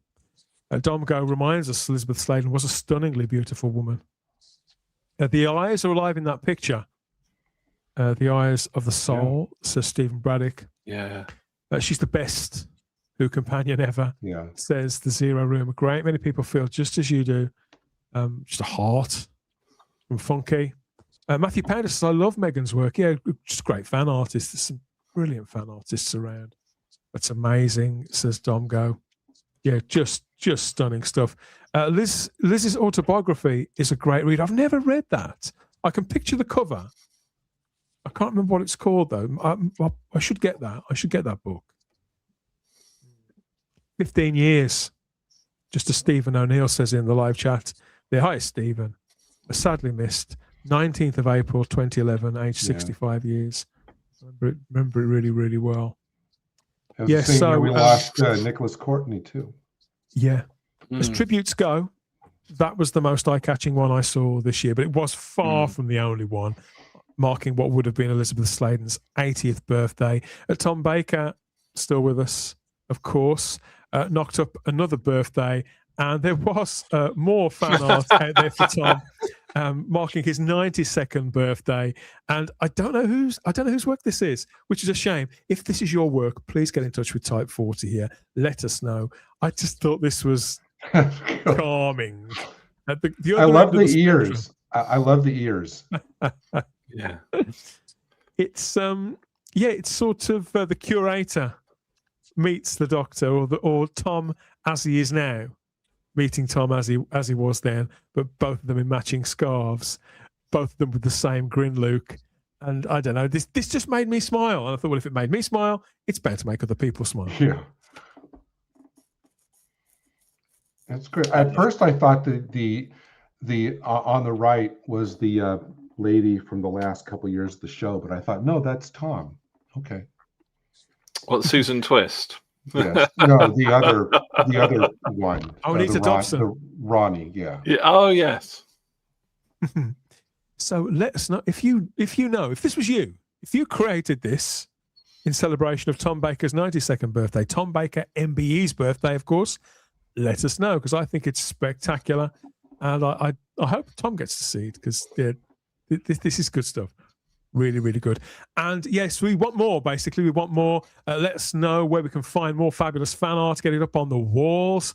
Point us in the direction of your favourite fan artist, maybe. Or if you are a creator yourself, however you create, whether it's digitally or traditionally, whether you make or repair things, whether you wear them even, we don't mind. Well, just send us the pictures. We'll get them up here in the gallery for everybody to see, and pop the links in the video description as well, so we can all have fun and share your work. That's how it rolls.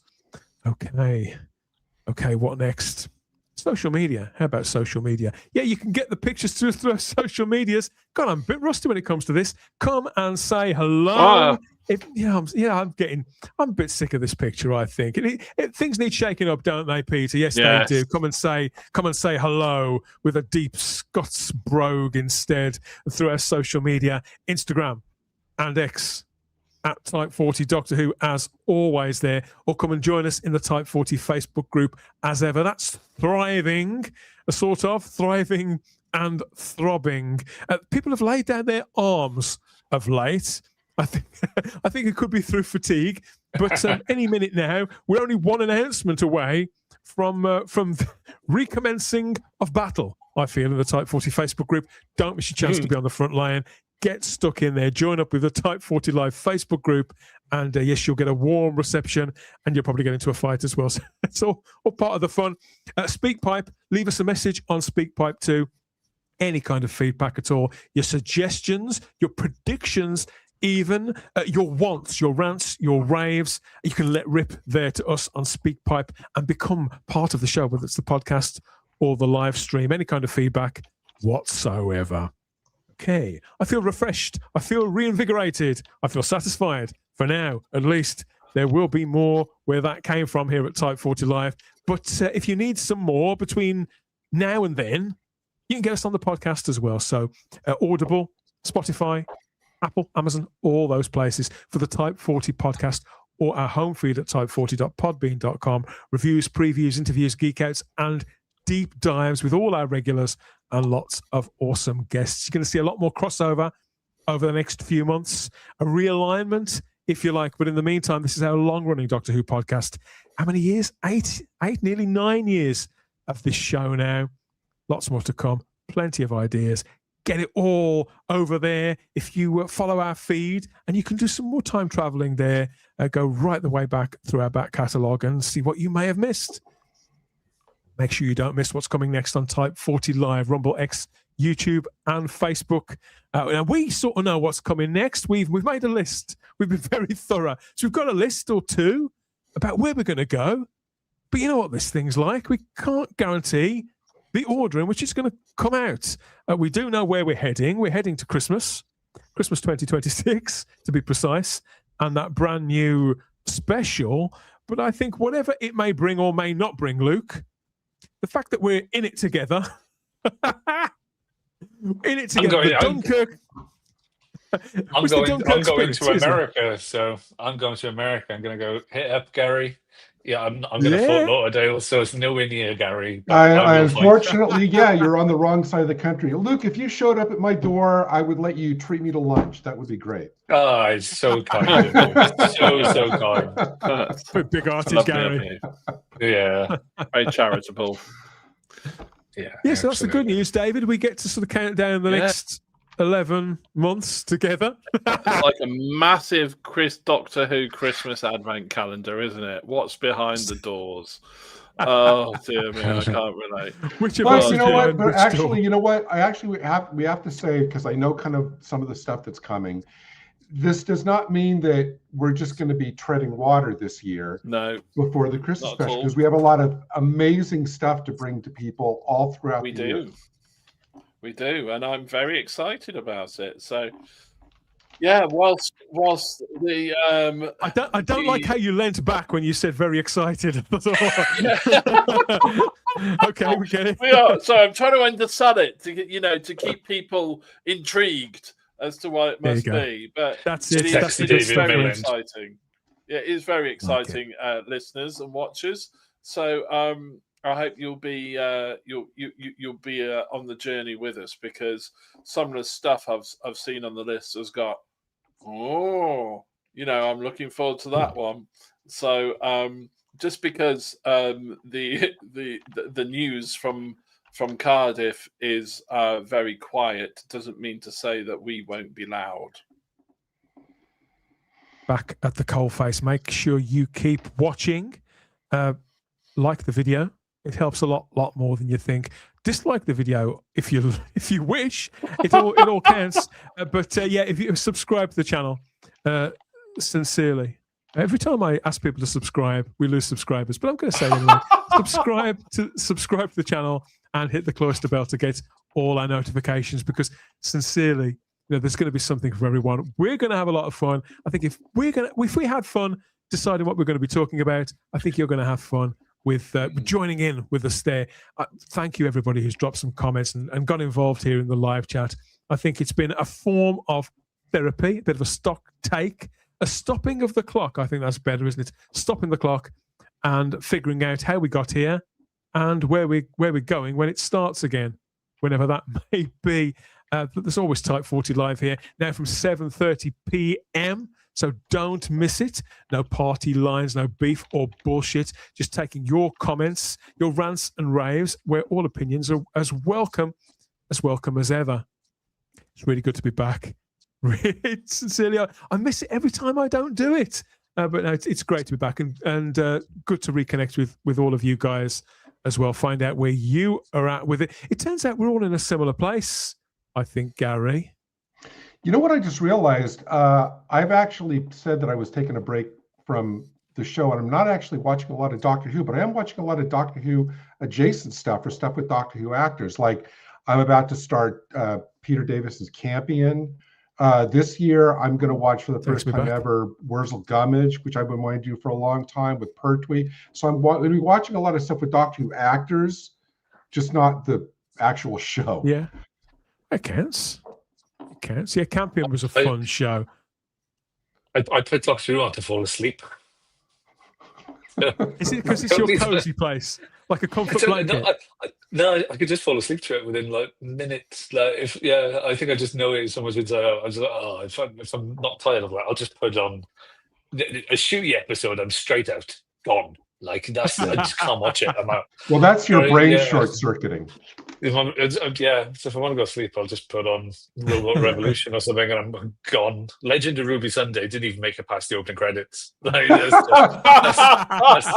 is 100% genuine. I woke up like 4 o'clock in the morning. Put on the Singing Goblins, Luke. That'll keep you up. Oh, I love that. I absolutely love the Goblin song. Never badmouth that, Gary.